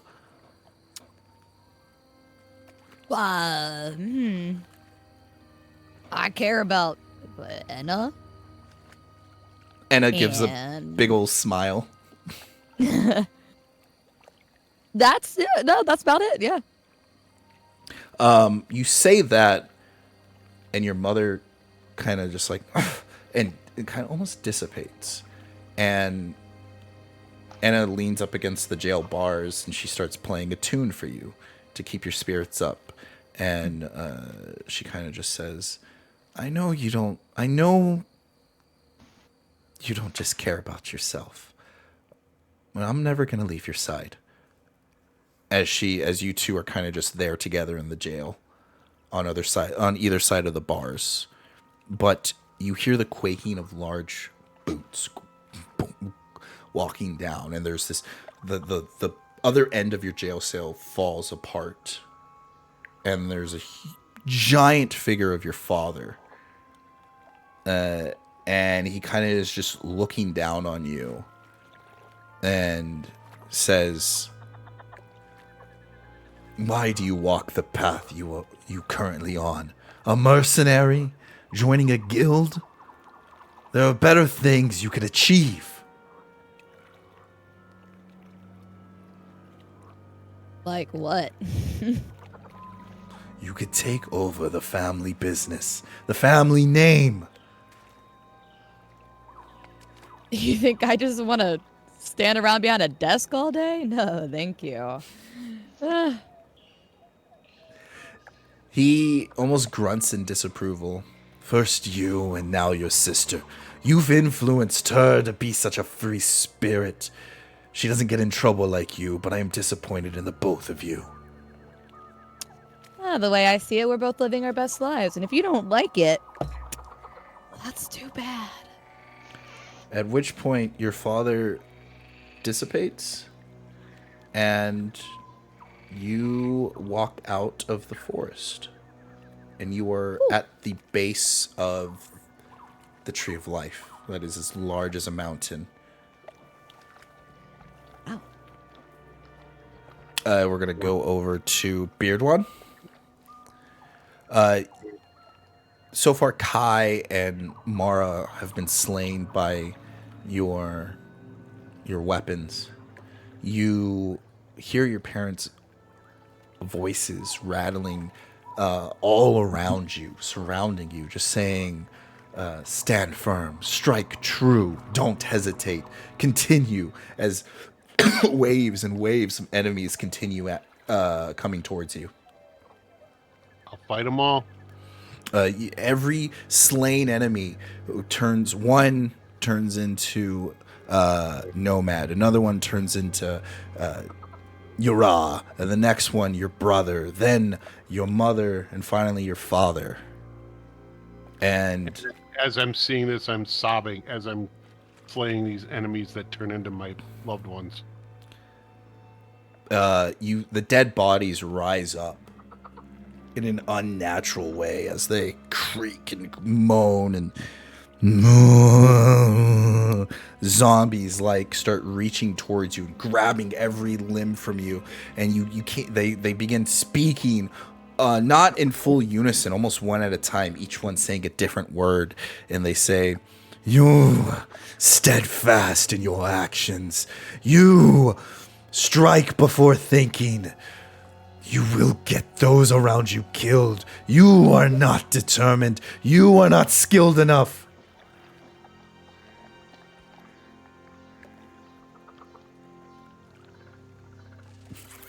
What do you do? What do you do? What do you say? I am skilled enough. You stay sturdy in your beliefs and your conviction, and you continue slicing and pushing them away, and says, "What will you have to fight for when all you care about is dead?" As one by one the zombies of those you love begin to fall over. I fight for what's right. And as you say that, the last zombie's eyes begin to glow, and you see two floating spirits. They're silhouettes that you recognize, almost your mother and your father, and they both touch either side of your shoulders, and you feel this warm presence, this approval. And then you close your eyes and take a deep breath. And when you open them, you're at the base of the tree. And Mara is standing there, kind of just looking up. I'll go, oh, hey! I grab her and hug her.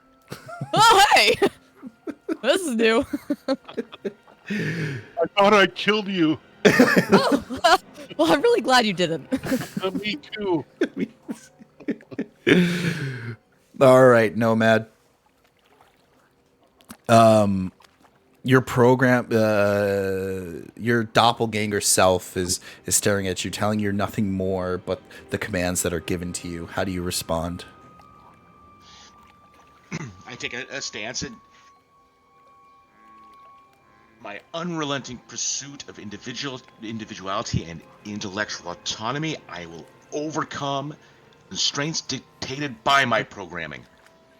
And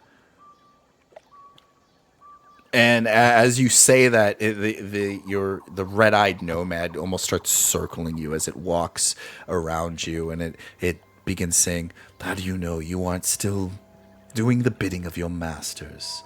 That we don't just want you to feel this way." I am an independent being, and actually, I'll swipe my sword at him. You stand tall as you raise your weapon and swipe it through the individual. You stab what was your old self, killing it off. And at which point, you find yourself at the base of the tree with your two allies, your two newly formed allies standing ahead of you. I hug Nomad too. Jesus.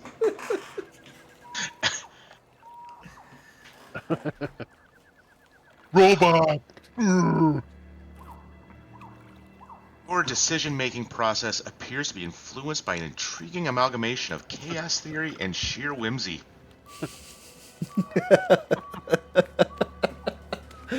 I couldn't have said it better myself. I love you too, buddy. I love you too, buddy. Okay. All right. So, for what it's worth, it seems you guys have passed the trials of the tree. Getting past your own self-doubts, getting past your own flaws, in order for the tree itself to see if you are worthy of the blessing that it wishes to give. At which point, the ground of the tree starts crumbling at the roots, almost a basement of sort, or a cavern opens up. Not a cavern, it's not that big. As you guys enter it, you step on this stone platform, which then raises up and takes you through the inside, what seems to be hollowed out version of the tree. What should have seemed like hours, if not days, of traveling up such a thing only takes mere moments as you appear, almost like you're lifted up as an elevator, near the top of the tree. It is more, the air is thinner, it is colder up here, but you can see the entirety of the swamp before you. Ooh. Now, at which point,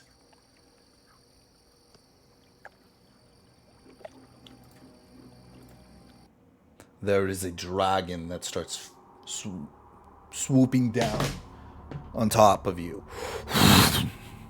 Oh. And begins to fall and land in front of you. This great green dragon. Then it shakes off a lot of the leaves and twigs it had to fly through. The dragon looks down at you and raises its neck up high. It then begins to get engulfed in flames. Green flames take it over as what was once a large towering dragon now stands your little goblin friend. Ah! I knew it. Whoa. I knew you were important.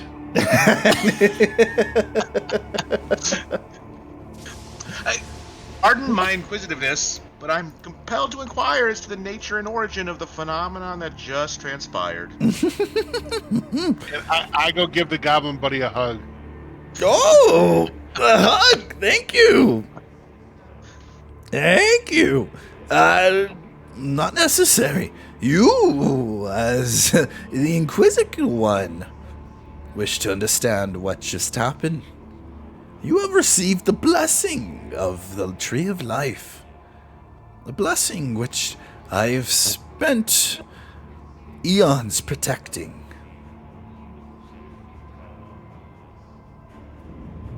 Thank you for allowing us in.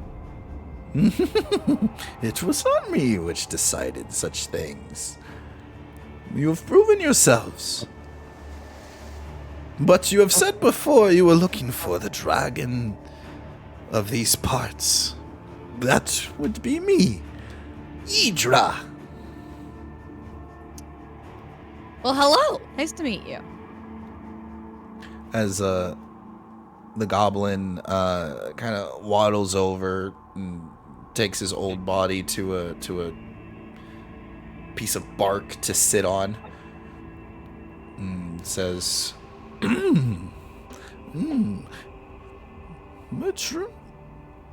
The Tree of Life has determined that your destinies are intertwined with the realms.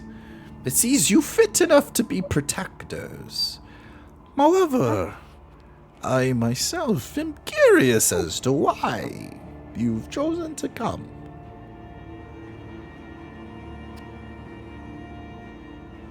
Multiple reasons. Yeah. It's complicated. It's like a Facebook status.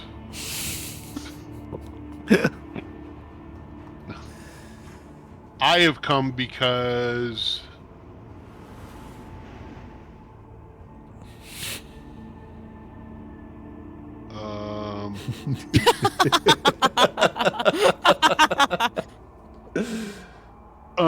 because the dragons are bad. They're tearing up the town, and I need something to do. It seems like the Dragon's right. return is quite phenomenal and unexpected, for I was here before when the dragons roamed free, and then we were once protectors turned into the very threats that we were deemed to protect. Yeah, One they of don't our- seem very friendly like you. One of our own turned against our ways. His name is Movir. Mulvair. He grew tired of the god's stalemate, grew tired of seeing the struggle between mortals, deemed himself worthy of taking up godhood, then and convinced other dragons to join in his wake. He proved nearly unstoppable, and it was a civil war between the two factions. However, unfortunately, more dragons took to his ambitions. We, choosing to deal matters in our own hands, had no choice but align ourselves with the mortals of each realm. Yet even then it wasn't enough to stop Movar. We had to tie ourselves, sacrifice every one of us in order to send him away, because we were unable to defeat him and his forces. For every dragon and mortal were given a certain spell as he waves his hands, and there's this there's these runes and enchantments that appear. Nomad, you're able to quickly see that this is a very peculiar spell, a ritual of some sort that is both teleportation and like sealing away. We were unable to defeat the dragons, and so we sent them to another realm. Locked them away where they couldn't hurt anyone else. However, in order to do so, someone had to go with them. Luckily, with the mortals' help from the realms, we had just enough people to self-sacrifice themselves to send away the dragons. They came back. Yes. I believe with the new opening of the rifts, it weakened our spell, and as the sigil that he has up starts to crack and dissipate to show what's going on, and Movire took this as an opportunity to escape his prison. Seeing that,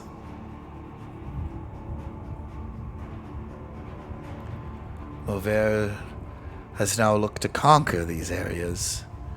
I do not think that our old options still stand. I don't think... Can't send him away again? I don't think he'll fall for the same trick twice. Man, such a ritual of magic is nearly lost to everyone who could use it now. He walks over and says, I am to assume the forces that went with him are all dead now, or either joined him. He was able to conquer them in the other realm. However, it also seems that there are dragons from Mauver's faction that stayed, but stayed low. They may have slipped through the cracks. The way he is attacking this realm seems too methodical. Like he already knows of all the institutions and major places, even though he's been gone for thousands of years.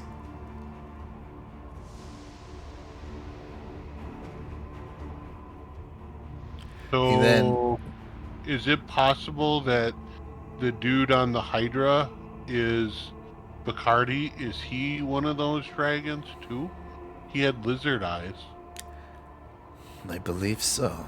I have sensed the presence of a dragon here for quite some time.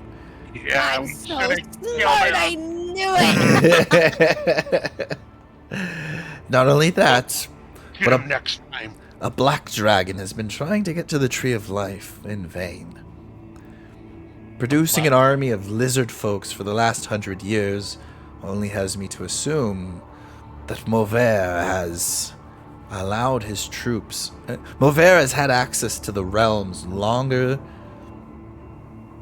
than we've known, and has been plotting taking over for quite some time.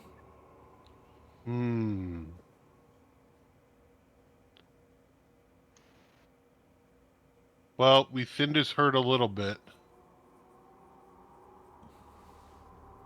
What would you recommend as our next step? Would it help to close the rift? Is that possible? I propose that we engage in a meticulous examination of Mauver's strengths, his weaknesses, his tactical inclinations. That way we decipher the optimal strategies to culminate into an ultimate triumph. Okay, let's do that, and then we'll just hit him.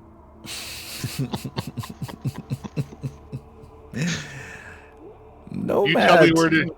You tell Nomad me where to shoot. Nomad is very wise and said, Movar was unable to reach godhood before before we sent him away to another realm. Now, I assume he wishes to do that yet again. To go in and face Bahamut itself.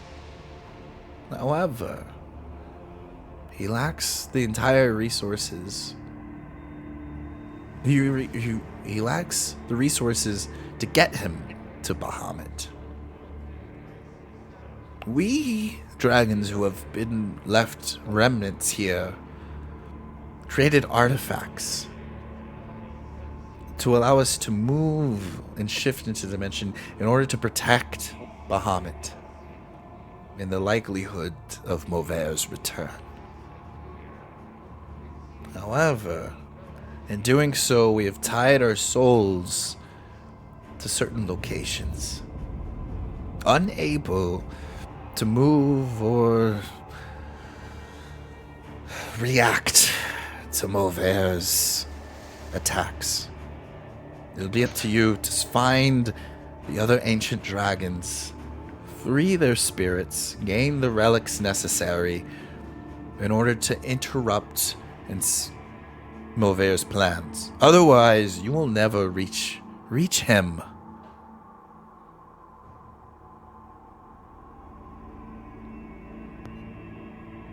We need to go to the other ancient dragons, unbind their souls, and what? Are you one of that we need to find the relics for? Yidra says, yes. Once you found a relic from each of the ancient dragons, if you are able to get there before Mauver, he will show himself to you, which you will then have to defeat him. Okay.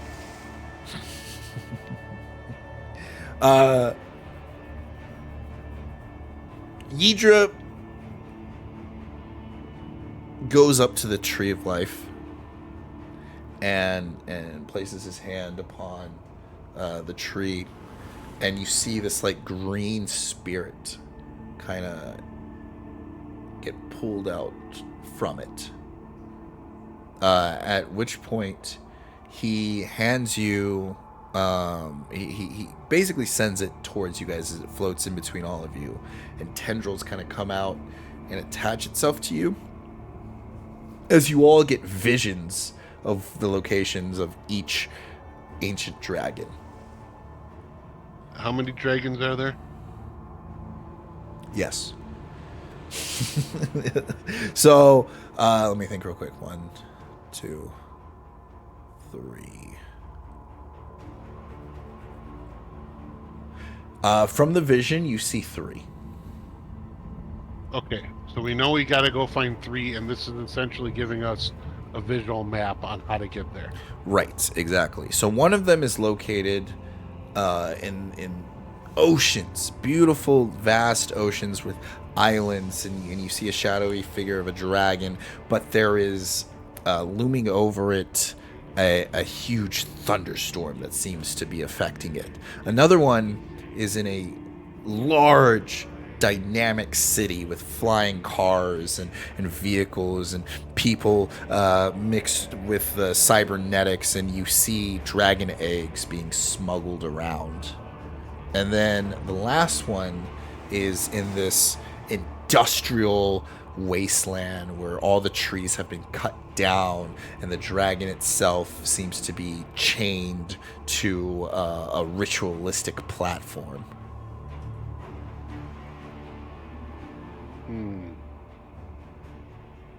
Idra, we humbly request your guidance in discerning the potential domains, forgotten wastelands, and ancient enclaves where these revered relics might be discovered.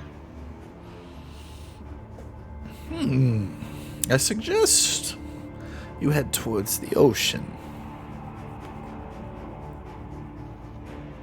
The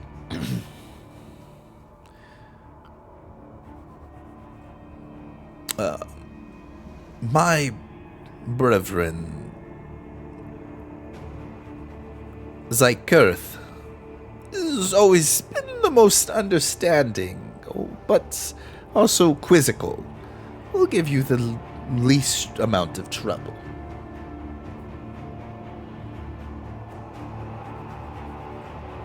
His name is Zykurth? Yep, Zykurth.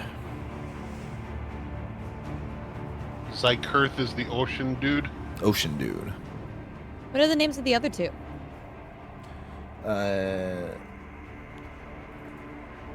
The Bob, Harry. Bob, yeah. He references the red dragon. My imprisoned sister. His name Dagriel. Is that the one on the ritual Yep, one? the ritual altar. What is her name? Dagriel. Dagriel. Okay. And then the one where you didn't see a dragon in the cities. You just saw dragon eggs. So you don't have a name for the third one. Oh. Okay. In pondering this vast aquatic expanse, is it logical to anticipate a plethora of intriguing phenomena, including a diverse array of marine life, submerged realms of lost civilizations, or other creatures that lay shrouded beneath the depths? Yidra looks at you quizzically and kind of laughs and says, "Ooh, all of the above."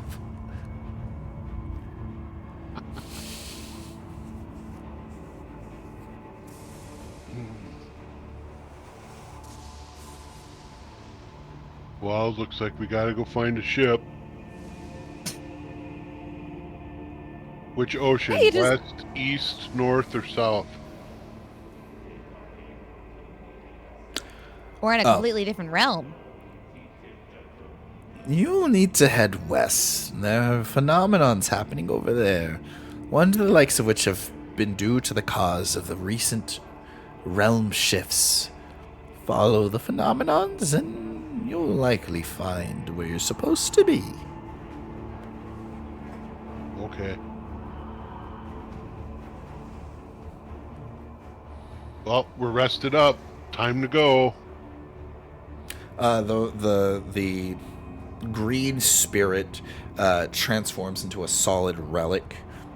It turns itself into like a dragonfly statue with emerald eyes, which you can use to activate to basically locate where the other dragons are, to help you locate. Okay, I'll put that in our inventory here.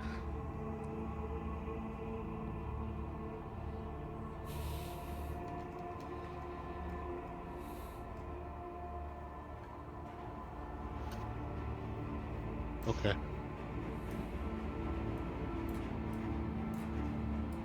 Let's go charter a boat. Oh, do we need a boat to go west? Once we get to the ocean, we will. I'm not familiar with the area, so we just need to start marching, I think. To the west. Safe travels to all of you. And tell my siblings. Idra says hello. Okay. Idra, before we depart, does this expansive body of water reside within the boundaries of our current realm? Many ships are lost, and many do not know why. We believe they get transported to another realm. Finding this other realm may require wits and whim. Oh, great. I'm not going to be able to find it then.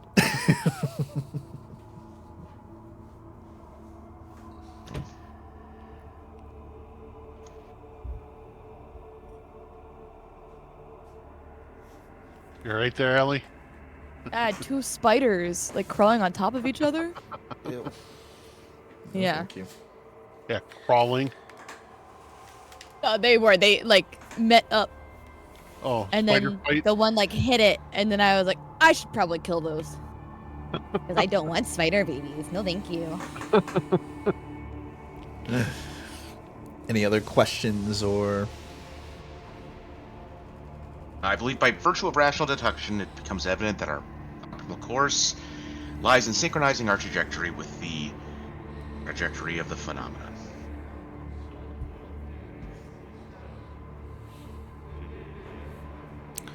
All right. So you guys begin to head down to the back where you came from. You walk through.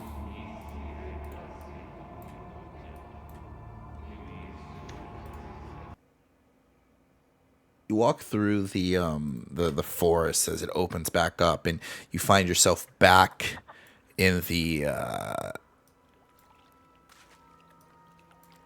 swamp area where the creatures were. Hold on, let me make this Hydra the correct size. So it is... Hydras are considered huge. So we have large. Is this huge? It is huge. 3x3, right? Yep. I'll tell you huge. Huge is 4x4. It's just one off. All Mario needs to do is look in the mirror, and then he'd know. Whoa! Whoa!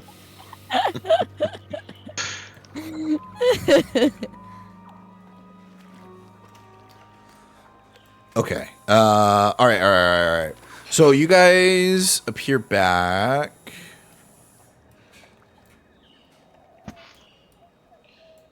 And as you're walking past the camps, there are no more lizard folks, but the Hydra rises back up from the water.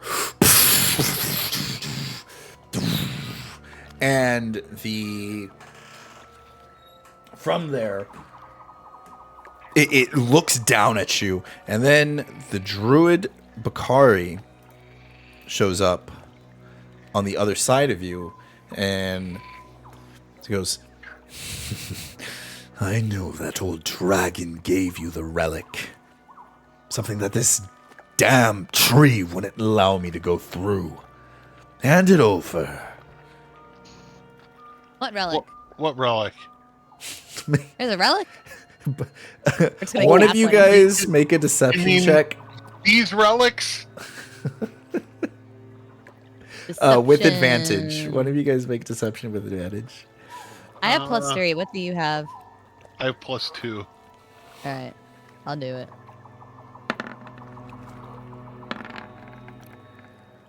That's better. 17.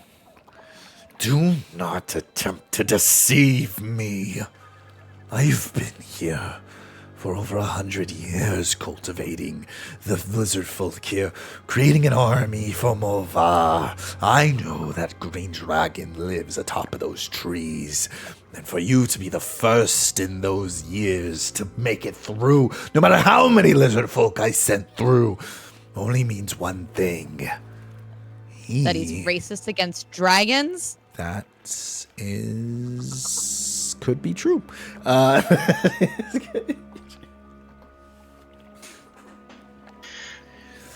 Through our logical deduction, it becomes evident that your pleas for reward or remuneration are falling upon deaf ears. As our collective resolve resolutely denies any material or immaterial reciprocation in the intricate tapestry of your realm. I'm gonna mock him using the same tone that he used with us. And if you don't want to end up like your little dragon folk that we killed earlier, you might want to take your little Hydra and go back to the swamp. Ah.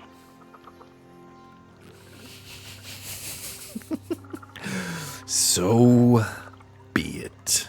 Let it be known that I attempted to resolve this without violence. And he takes his staff. As his staff lights up, black flames surround him as he turns into a large black dragon.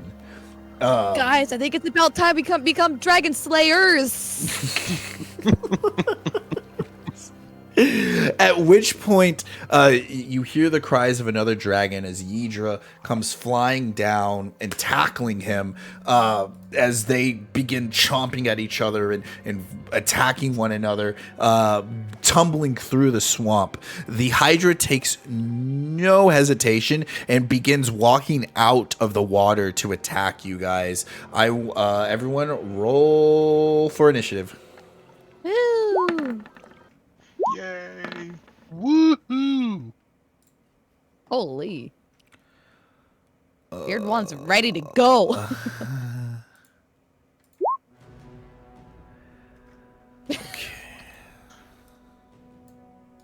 I'm gonna sit and watch for a little bit. Yeah, that's fair. It's a good day to kill a Hydra.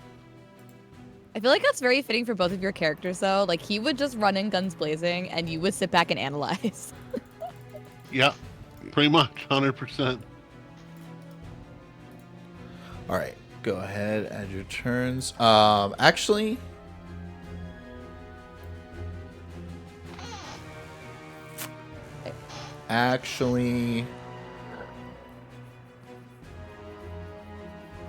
I guess it doesn't matter. Yeah, that's fine. Okay. So that's the lair action. And then Hydras have a dex of 1. That's great.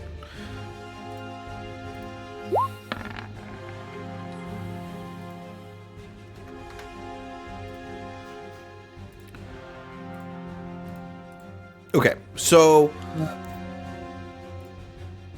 before we start, I have to use the restroom. It's fine. Yeah, me too. That's a good So I'll be call. right back. I'll be right back. Me too. Sounds like it's a snack break for me. Yeah, I'm gonna get some coffee.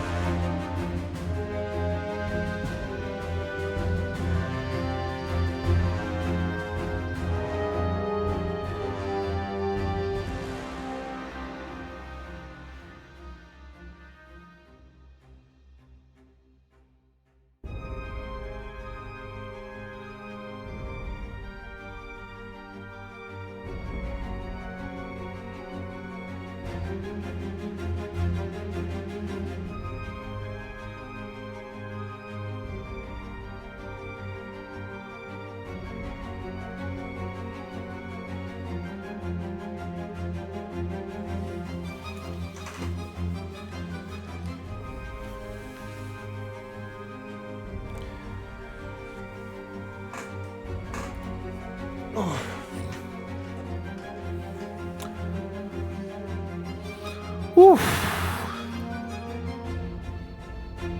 I guess I can pause the recording. That's make my life easier.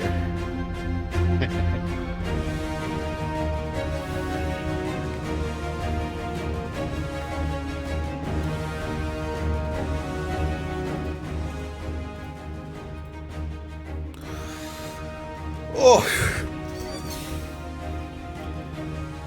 What'd you think of the inner demons? It was interesting. It was definitely using some of the backstory to mess with our heads a little bit. Yep. I tried. I think the most scary part is if, like, you guys catch on to what's going on and then, like, play along, you know? That's the most scary part for me. What do you mean play along? Play along with the... Like the whole like obviously I don't know, just like picking up that you're supposed to face your inner demons and not just saying I don't know what to do or I stand there and do nothing. Like you still did something, right? Gotcha. Yeah. You still tried to be true to your character. Yeah, I knew it was a test of some sort, and that's what I tried to do with my character. Is okay. Well, what would I do in a combat situation like this?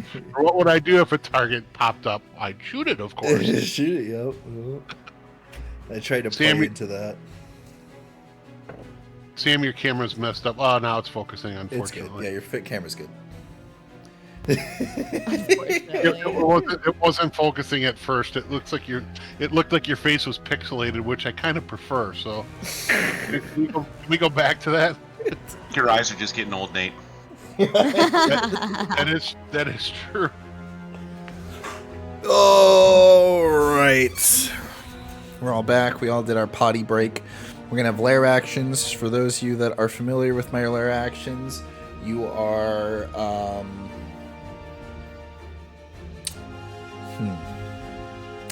you're aware that I homebrewed them and that I buffed them up. So If you're not aware, he homebrewed them and buffed them up. there you go. There you go. Couldn't have said it better myself. All right. Beard one, you're starting us off. He's gone. And go for it. Okay, so Oh, I didn't give the Hydra any stats. I'm here. So all that's on here is the Hydra, correct? That's all I've seen it. Yes. So I'm gonna move first. I'm gonna move here, up on top of, or using the wall as a little bit of cover, Okay. and then I'm going to. How many heads does this thing have? I think it starts out with 5. Let me double check. Yeah, it has 5 heads. Okay. Alright, so I'm going to number 1 through 5. And I'm going to take 2 shots at head number 1. Okay. You look at one of the heads as they and you start firing into it as the heads are all decidingly trying to figure out who they want to attack. Alright, so the first shot, that's a 14. I probably missed, huh? 14, just barely. As you shoot, the intertwining of the heads moving the way they do throws you off as your arrow just goes by them. Okay, so second shot at head 1. I'm gonna buff this Hydra up a little bit. 20. 20 Would hit. Would hit. Yeah. That's a good hit. Okay, so damage on this one is 10. So he takes 10 points of damage on the first attack, and then I'm going to do my action surge Okay. and take 2 more shots. All right. I'm going to use my inspiration point on this here, Okay. because I'm going to re-roll that one. Alright, that's better. So that hits. First shot hits.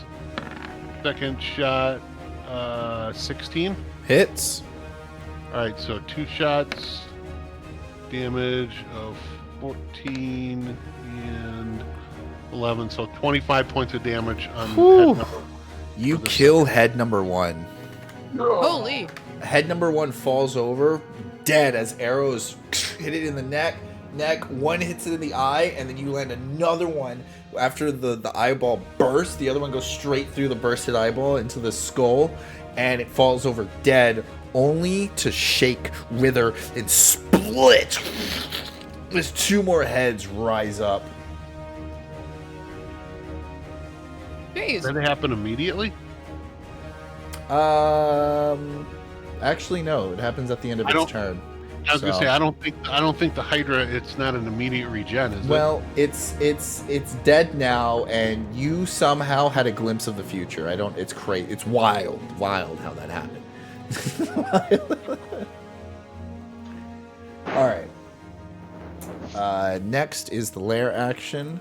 Up above, you see as the two dragons are now flying up in the air, attacking one another, but Bakari still wants to make sure that you guys are not okay. So you see as he charges up an attack, and a fireball comes descending down this way to you guys. I could not do that. I don't like Bacardi.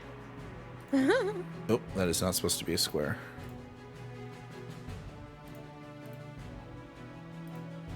Alright. So everything in that area is going to get hit by the fireball. Gross. Dex save for half. That's still a thing. We'll find out. You can try it and see what happens.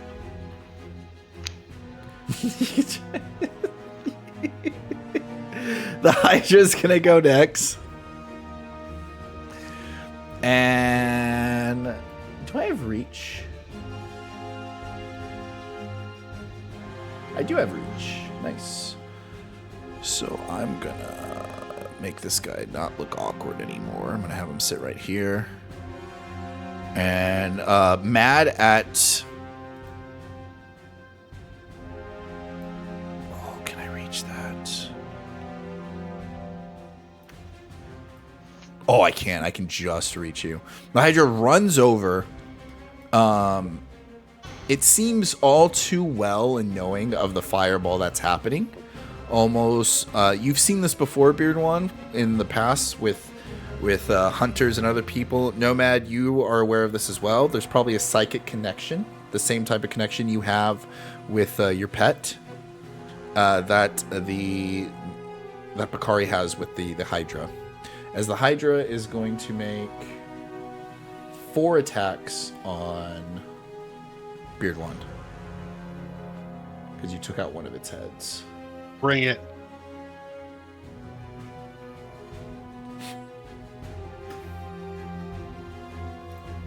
I'm gonna die.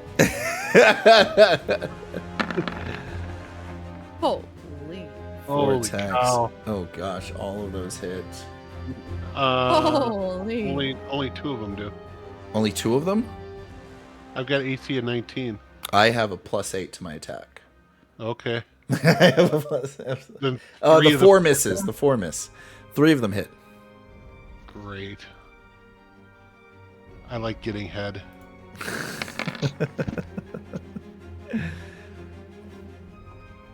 All right, we're gonna take 14 points of damage.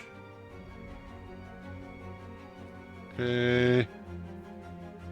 So then I am down to 60 hit points. Okay, Mara, it's your turn.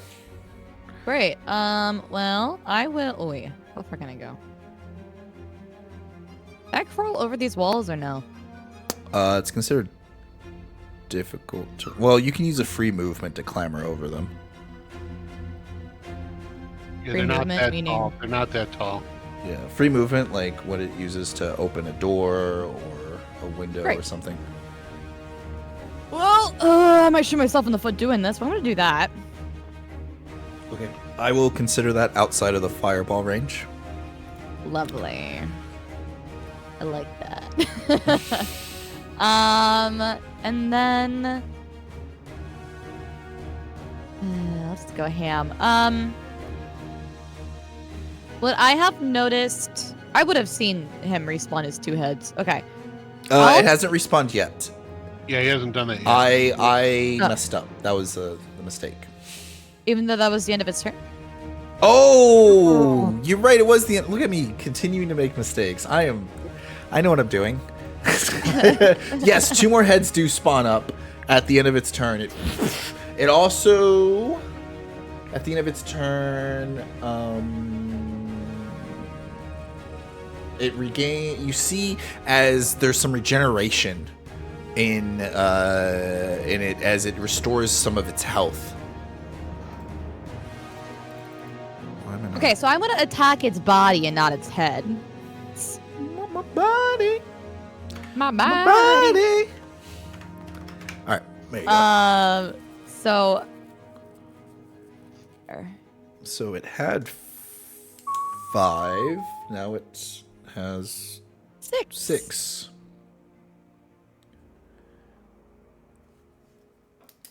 So I'm going to do a lot of shit again. So Okay. I'm gonna also use my action surge. Speaking of shit, General Kenobi, thank you for the follow. Thank you, guys. Yeah. Thank you, Solly195 and Cybecker. Carissa, it's Carissa. That I is like not Carissa. how you spell Carissa. You're right. But thank you guys for the follow. Am I good to? Did you have more shit to do, or am I good to do my shit? You're good to do your shit. I'm just saying, oh shit, Great. because I forgot you have a fire weapon. Yeah. Yes, I do. that will help. That might help us keep these heads from regenerating. You know what? No, I'm still gonna attack the body. Okay, so I'm gonna attack 3 times. 1, 2, 3. The 13 misses. Okay. That one would have been with my fire one, right? 1, Correct. 2, 3. Correct. Okay. So 1 A hit. fire hit and 1 offhand hit.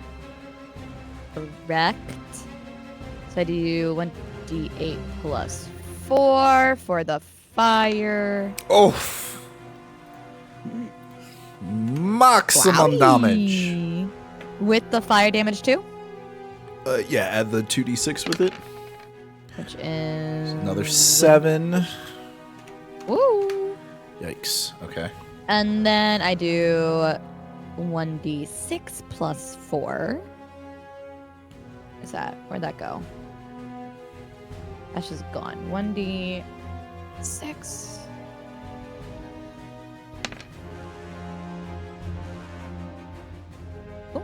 Wow. 8. Okay. 8. And then we'll do it all again. Oh wait, and I was gonna do I'm gonna do goading attack. So it needs to make a wisdom saving throw DC 15. Question. You Yeah. used what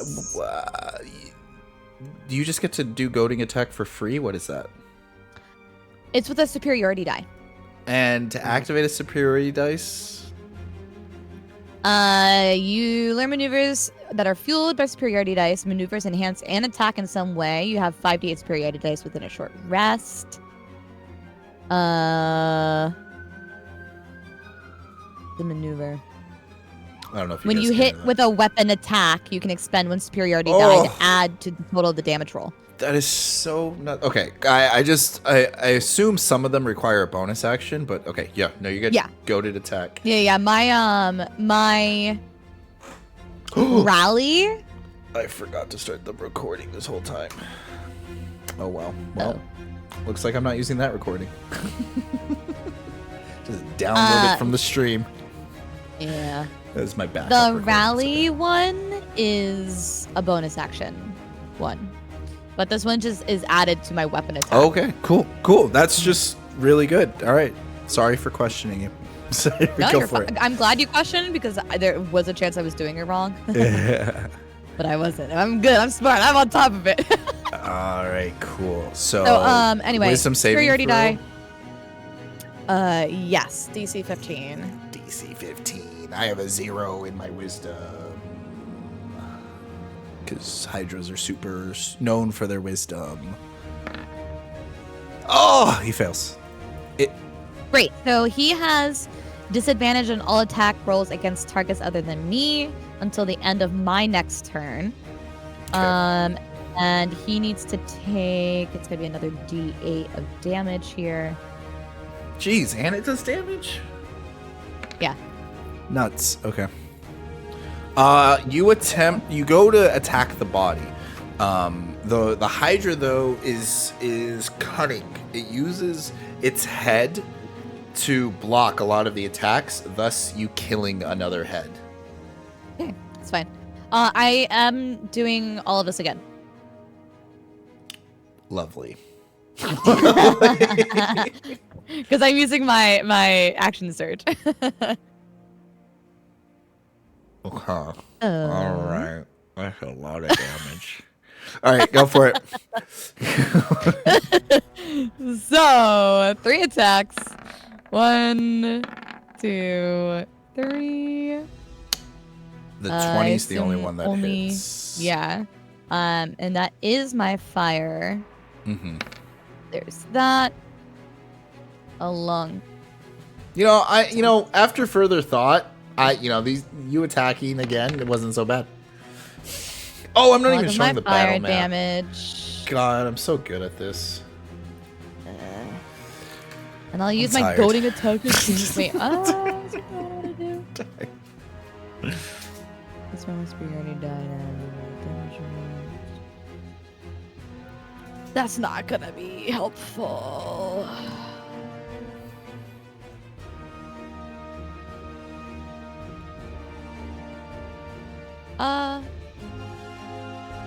Hold on. I'm rereading this. Mm-hmm. No. Yeah. Allow a creature that you can see or hear uses a reaction. Maneuvering attack. Okay. It says when you hit with a weapon attack, you can spend 1 superiority die to add to the total damage roll, and to allow a creature that you can see or hear that can see or hear you to use this reaction and move up to half its speed without provoking opportunity attacks from the target Does not count of for your you. attack. But does that count for like Beard 1? Yes, you can force Beard 1 to use his reaction to move. Would it work for a nomad? Like, would it Yes. because? Okay. Who has more HP? Which that can come in real handy, especially if you guys wanted to plan something and they needed just a little extra bit of movement. Want to try to get these guys out of range of the area attack, but they also can move. I'm gonna save that one for now. Okay. I will not use the superiority die. Okay. All right. Okay, so you do another 9 points of damage. The one of the heads already sacrificed itself, so you are able to successfully hit the body this time as you were wailing into it. And then if you end your turn there, Nomad, you notice the Hydra taking the fire damage. Its skin, the lacerations it received, do not begin to heal. Okay. So looking like it won't regrow a head. I'm supposed to gain 10 points of hit points for each head regrown. Okay, we'll do that next time. Any sense of it would the heads regrow if they're destroyed by fire damage? I don't think they do, but So- you gotta have 25 points of damage. Unfortunately, you do see as the head that's on the ground begins to shake as it's starting to peel and split itself again. However, the regeneration property and healing itself is not taking effect. Wait, nope, that's a comma, not a period. Nope, there's no regen happening. That's like Okay, so fire damage into the heads. So if we focus on the heads with fire, that at least gets rid of his attacks. It's so fair. I wanted to use a Hydra. All right, so Whiny little bitch, Mario. I want to use my Hydra. I'm gonna take my dice and go home. All right, sorry, Sam. Go ahead. no, that's totally fine. All right, so a couple things. I say I'm gonna envelop myself in an ethereal miasma, rendering me inscrutable and evasive. And then I cast a spell. I'm going to move.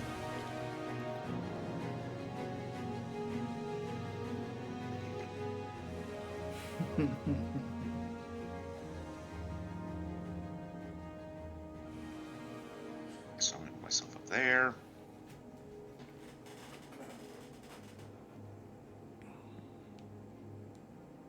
Then I will tell Pet, maintain a composed defense among this tumultuous battle. And Pet will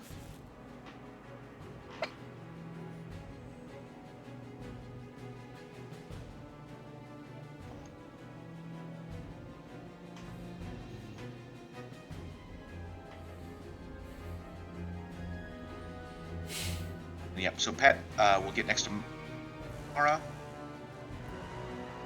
Mara, you're Hi, going to Pet. have... Hydra will be disadvantaged against you. The Hydra's also Sweet. at disadvantage against me. So hopefully... the Hydra Hydra's attacks- disadvantage against everyone now. He has, yeah. Mm-hmm. So... Alright, that is it for me. Okay. Crap. Crap-ola. All right, so I got 5 heads because Mara killed one of them. Beard one, it's your go. Okay. Do I have any way of making fire? Fire. Just look up. I don't think I do. Total missed opportunity. Hydra would have had him in a save, but I could have the Hydra into the fireball path. See, I Ooh. Didn't even think also about that. didn't. I could use my maneuvering thing on it. Like I could have moved it into the thing, and I didn't even think about that. Ooh. All right, future tactics. Yeah. It's no mere coincidence that these mechanics are here. But I did forget that Mara had a fire sword. That I'm upset about. When I was making this encounter. All right, so I'm gonna move.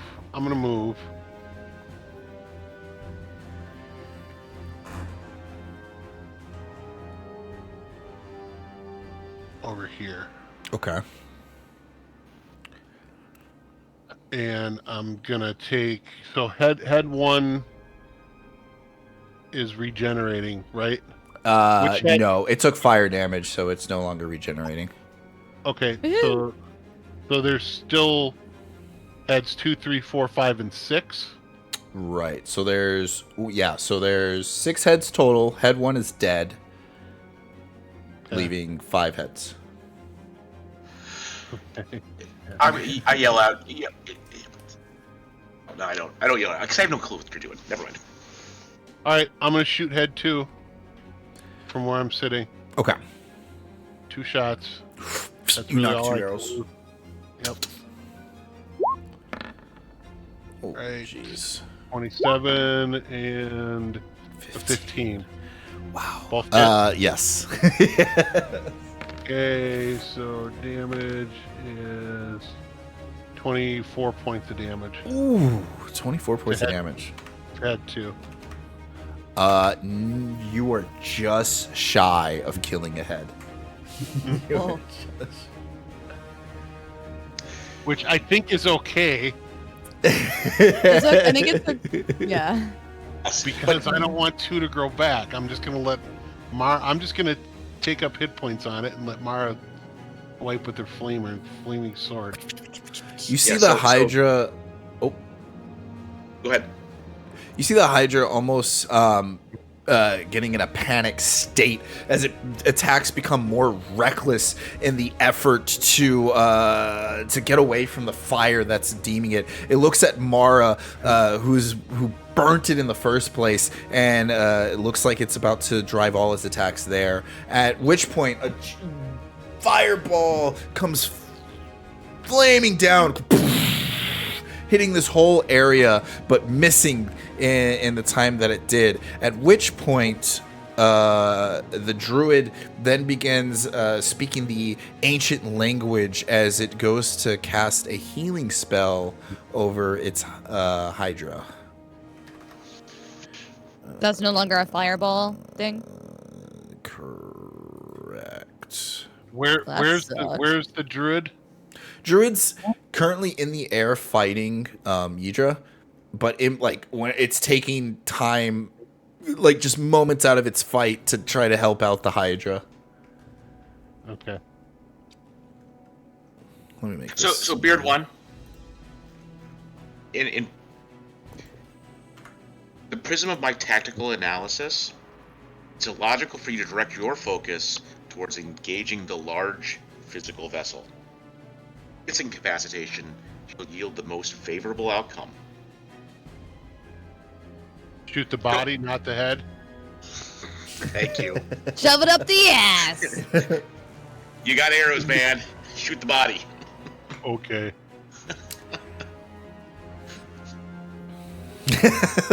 Beard One's like, I like seeing the heads die.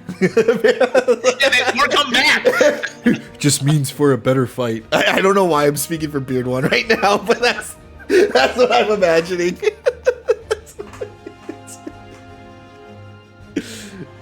Pity. Okay, that's the end of that lair action. It hasn't commenced yet, but it will happen on the next turn. Hydra's gonna go. Hydra sends all 5 of its attacks at Mara. With disadvantage. With unfortunate disadvantage. Thank I'm you. gonna roll how Mara Thank you, rolled pet. earlier. So that misses. That misses. Wait, I have a +8. Yep, that misses. 8, 16. That hits. That misses. 8 plus 7 is 15. Oh wait, no, the 6 hits. So that's 1, 2, 3, 4 hits. Well, that wasn't very helpful. You stop. Oh, I have a low DC. Yeah, you have low AC. So 4 hits are gonna go through. 4 d10s. 29 points of damage. You take, Ooh. Mara, as each Hydra head and smoke and dust start clouding up from the immense amount of attacks that are being bombarded on top of you. Woohoo!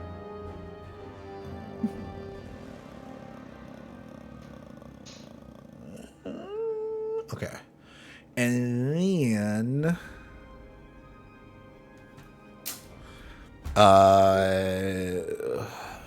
flip noggins. The Hydra is going to attempt to run away from your fire. As it gets over there, you get an attack of opportunity, and so does the pet.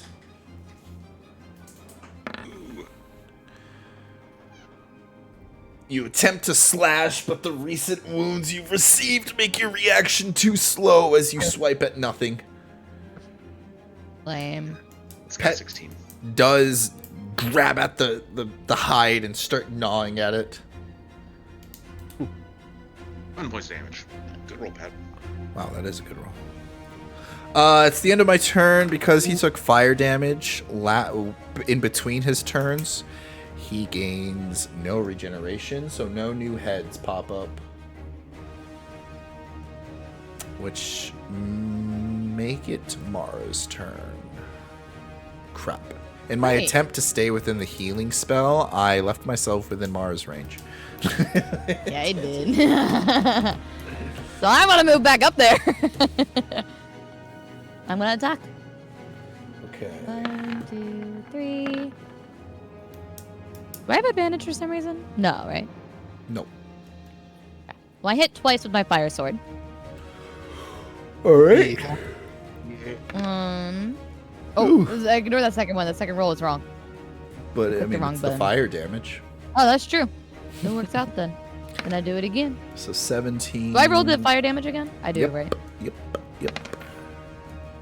17, 5 plus, that's 22 plus 7, 29.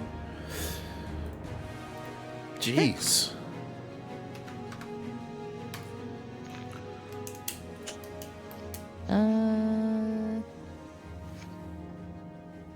Yeah, that's it. Okay. The Hydra, at which point the flames engulf it as it spreads from one head to another. The Hydra quickly shakes it off in a panic. It is now rage-induced. All heads are pointing at Mara. Mara, you killed another head, so it only has 4 heads now. Yay! Ooh! Nomad, you see as the Hydra is going to do a last-ditch effort into taking out Mara. All right, so Mara, I'm gonna be casting a spell on you. Okay. You feel a mystic connection between you and I. You're gonna get a +1 bonus to your AC Ooh. and your saving throws. Ooh. You're gonna get resistance to all damage, What the flip nuggets? and then every time you take damage, I'm also gonna end up taking the same amount of damage. Oh, You get definitely better, but Where's I'm the gonna, catch? Yeah. that's the catch. And yeah, Well, it's gonna, thank it's you. gonna end if I drop to 0. So yeah, you're gonna go with, a bunch of that stuff. Pet's gonna come next to you again because he wants you to have that. Aw, But good hell. pet. I love pet. We all do. I hate this stupid thing. That's not what I'm trying to move there. Oh, Pat, how are you? Are we all just gonna ignore how Allie's petting her cat?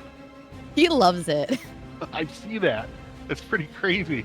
Oh, I didn't even He's see the that. Oh my Hollering gosh. cat in the entire world. Like, I can just grab his whole head. Oh my god. You can see that he loves it too. Yeah. That's great. That's adorable. You little weirdo. Not allow me to grab Pat for some reason. Oh, Is Pet... Are you able to grab him? oh, yeah. He's for somehow part of. Oh, there he went. I That's grabbed him. because I wasn't actually grabbing him. I was grabbing above. Oh, Right. All right, so you got the warding bond on ya,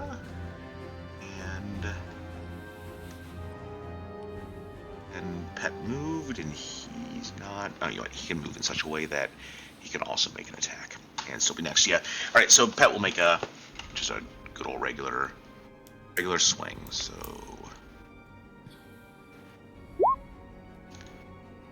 Whew. All right, so 21 to hit. 21 will do it. 4 points of damage. Small but mighty. Yes. All right, Nomad has connected him and Mara together through some mystic powers. Beard One, you see that the Hydra is at its last couple steps. You know that it's about to be healed by the druid. Sorry, and it's your go. Okay, 2 shots at the body, and I had forgotten I have some silver arrows. that are +1. So I'm gonna use 2 of those this time. Heck yeah! What about the nice silverware for the Look. Hydra? Please receive my cutlery. First shot is 28, so I'm assuming that hits. Second shot is a 17, so both of those should hit, right? They do. Okay, and that is going to take the +1 into consideration. So, all right, so let me roll damage. So 20, 29, Jesus. 31 points of damage. 31 points of damage. Jeez Louise.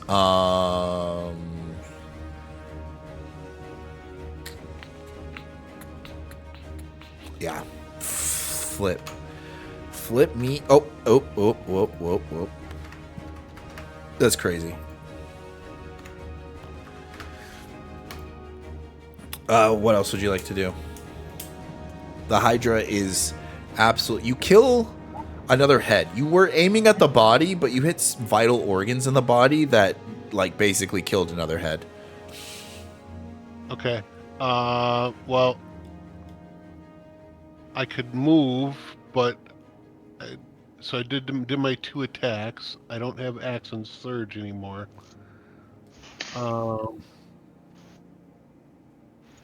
You know what? I don't know how long this is going to go, so I'm actually going to do Second Wind. Okay. Get some hit points back. All right. I like it. So that is max. So 17 hit points. Good Nice. stuff. So Good stuff. I'm back up to max health. All right. Let me. That's not what I'm looking for. What am I looking for? Where are you? Do I not have you? Oh, that's great. That's great. All right, my turn is done. Thank you. Give me 1 second.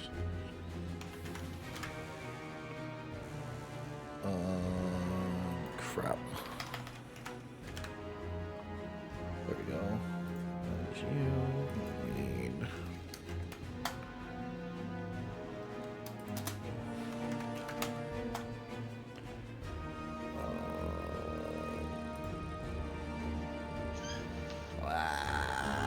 We'll do that. That's fine. Add you. Okay.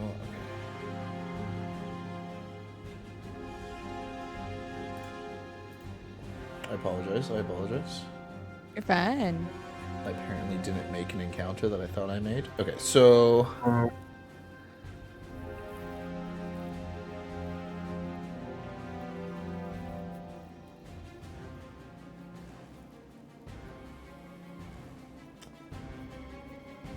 So the Hydra, the Druid gets, flies by, drops a healing spell for the Hydra. The pet gets healed as well, but he's at max, so he doesn't get anything. And then the Hydra heals for nearly half its health back. This heal does not heal burns. Yeah. So we're gonna. All right. The Hydra is then gonna go. It only has 2 heads because it can't regen itself, so it's gonna make 2 attacks on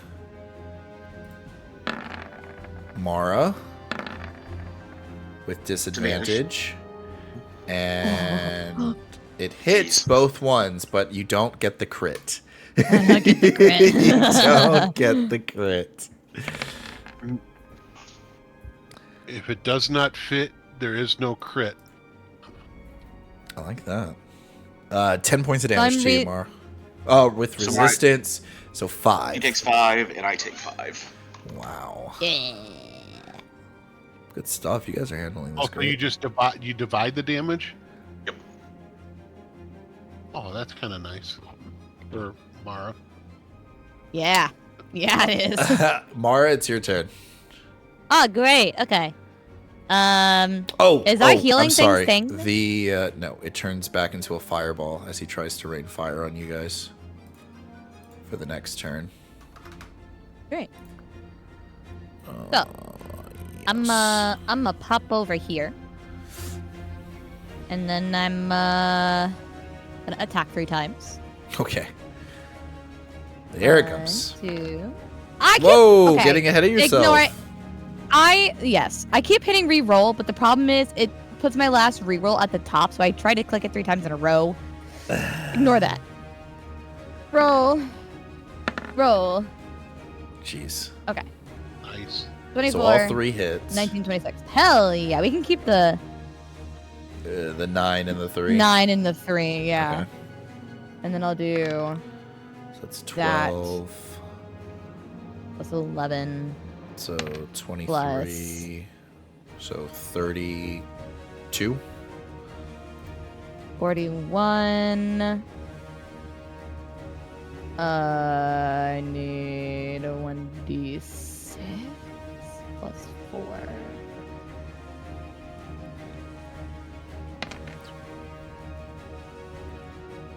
Eight. So 49? Whoa. I think you're 10 off. Am I wrong? Yeah. Am I 10 So off? 9 plus 3 Hold on, is 12. 12 plus 11 is 23. 23 plus 9 Oh, okay. is 32. And then 40. Sorry. 40. You said a number at some point, and I think I thought that's what the total was, and I added to your gotcha. total. Okay. No, I misunderstood. Okay. So we do 40 points of damage as you slice and dice into this Hydra, dealing more fire damage, killing off another head. Great. And then I'm using my What happens when it has maneuvering no more attack heads? superiority die. And it's gonna add 1d8 of damage. And he's gonna move into the circle. Oh boy. By how much?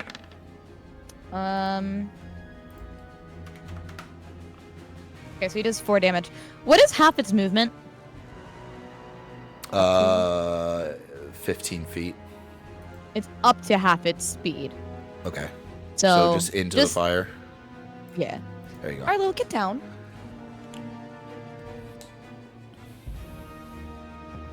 Great.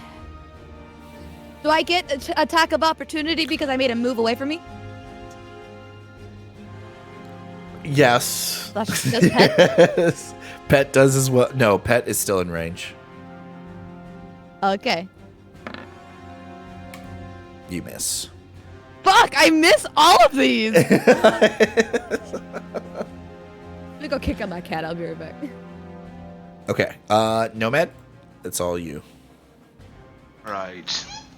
Then.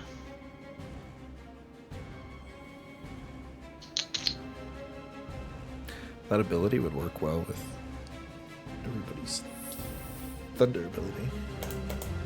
Yeah, I'm gonna just move away and then cast a fire bolt at him for some additional fire damage. Oof. So, we will. Your supportive role has done a lot for this fight. That's what I was kind of going for. All right, should be able to go around without any issue.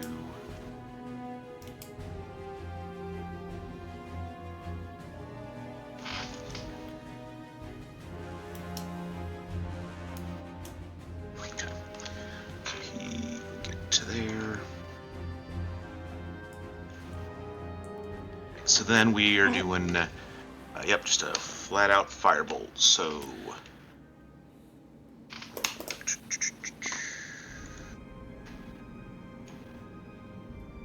to hit. It's 15. You know what? No. Did we know if a 15 was hitting before? Yes. Did it hit? Okay. And go with that. So if that hits, then we will roll damage. Yeah, yes, that does hit. As your firebolt flies, swings into him, burns him for some more, stings right through his hide. 14 more points of damage. fire. Jeez. Woo! All right. The Hydra left with one head, waiting. It's kind of this monstrosity, this horror that was created through magic relics unknown to the common man. It looks left and right, weaving its head back and forth. Beardwan, it's your turn. Okay.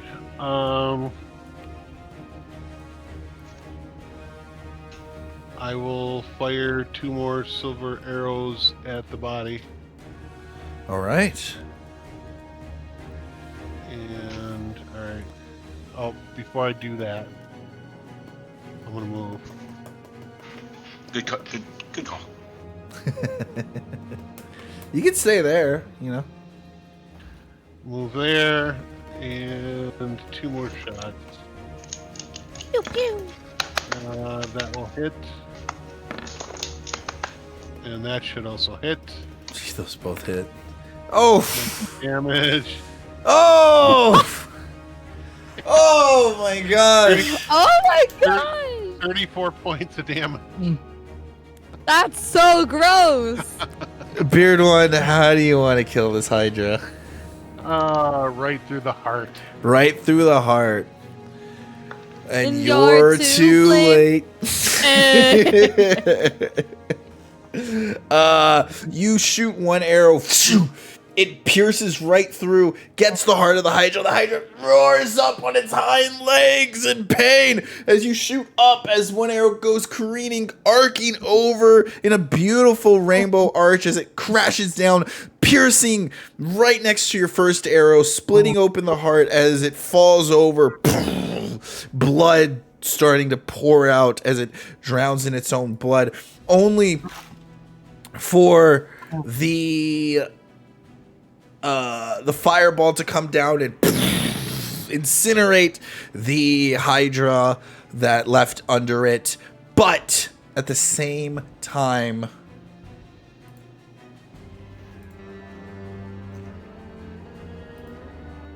the green dragon, Ydra, falls from the sky. No.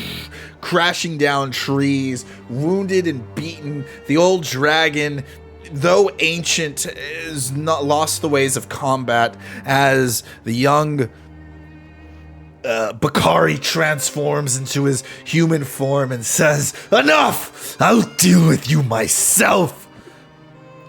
Okay. Time to become Dragon Slayers. And we'll find out what happens next month. Woo. Well done. That was fun, Mario. Oh, well done Yeah. to you guys. You guys are great. You guys are great role players and great at being fast at taking your turns in combat. I know there was only 3 of us today, so even though I said I didn't nerf the combat, I did. Just a little. Just a little. Just enough so you guys can make it. I honestly, if Allie didn't have that fire, honestly, I say this, but I got to give credit to Nomad. Nomad with his supportive spells and stuff like that, Allie would have been dead. I would have deleted Allie. Holy. I was able to play off of so many of your stuff today. It was really helpful. Beard One was able. We got to see Beard One with the sword, and jeez, the double 8s, the double max damage at the end. Beautiful, beautiful. But please, guys, I'll say it again. Go check out these creators. Go check out Ali over Allison at her stream. I don't know when your next stream is, but if you tomorrow, and you can go to her Twitch channel, and she has a schedule there that she updates constantly, where you can always find her. But Definitely. make sure you give her a follow, so that way you'll never miss a notification, never miss a stream. And with Nate, with your Two Beards podcast, when's the next time you guys are putting up a podcast? Oh, I don't know. We're kind of in a holding pattern right now. We took a little bit of a break this year. While we're dealing with some life stuff. Nothing bad, just busy. So I think we're gonna get back on the horse here in July. Love to hear that, and we are so happy to have everyone here. I know we start super early in the morning, but I appreciate everyone who stops by, even the people who stop by late. You guys put us at one of the top most watched Dungeons and Dragons live stream there is, so I hope to continue that and shoot for higher spots. Thank you everyone for watching. Go check out the YouTube video. You can check out Digital Hero 101 or the Odyssey 101 channel to catch up on the episodes that you may have missed. And until next time, guys, play nice. Bye.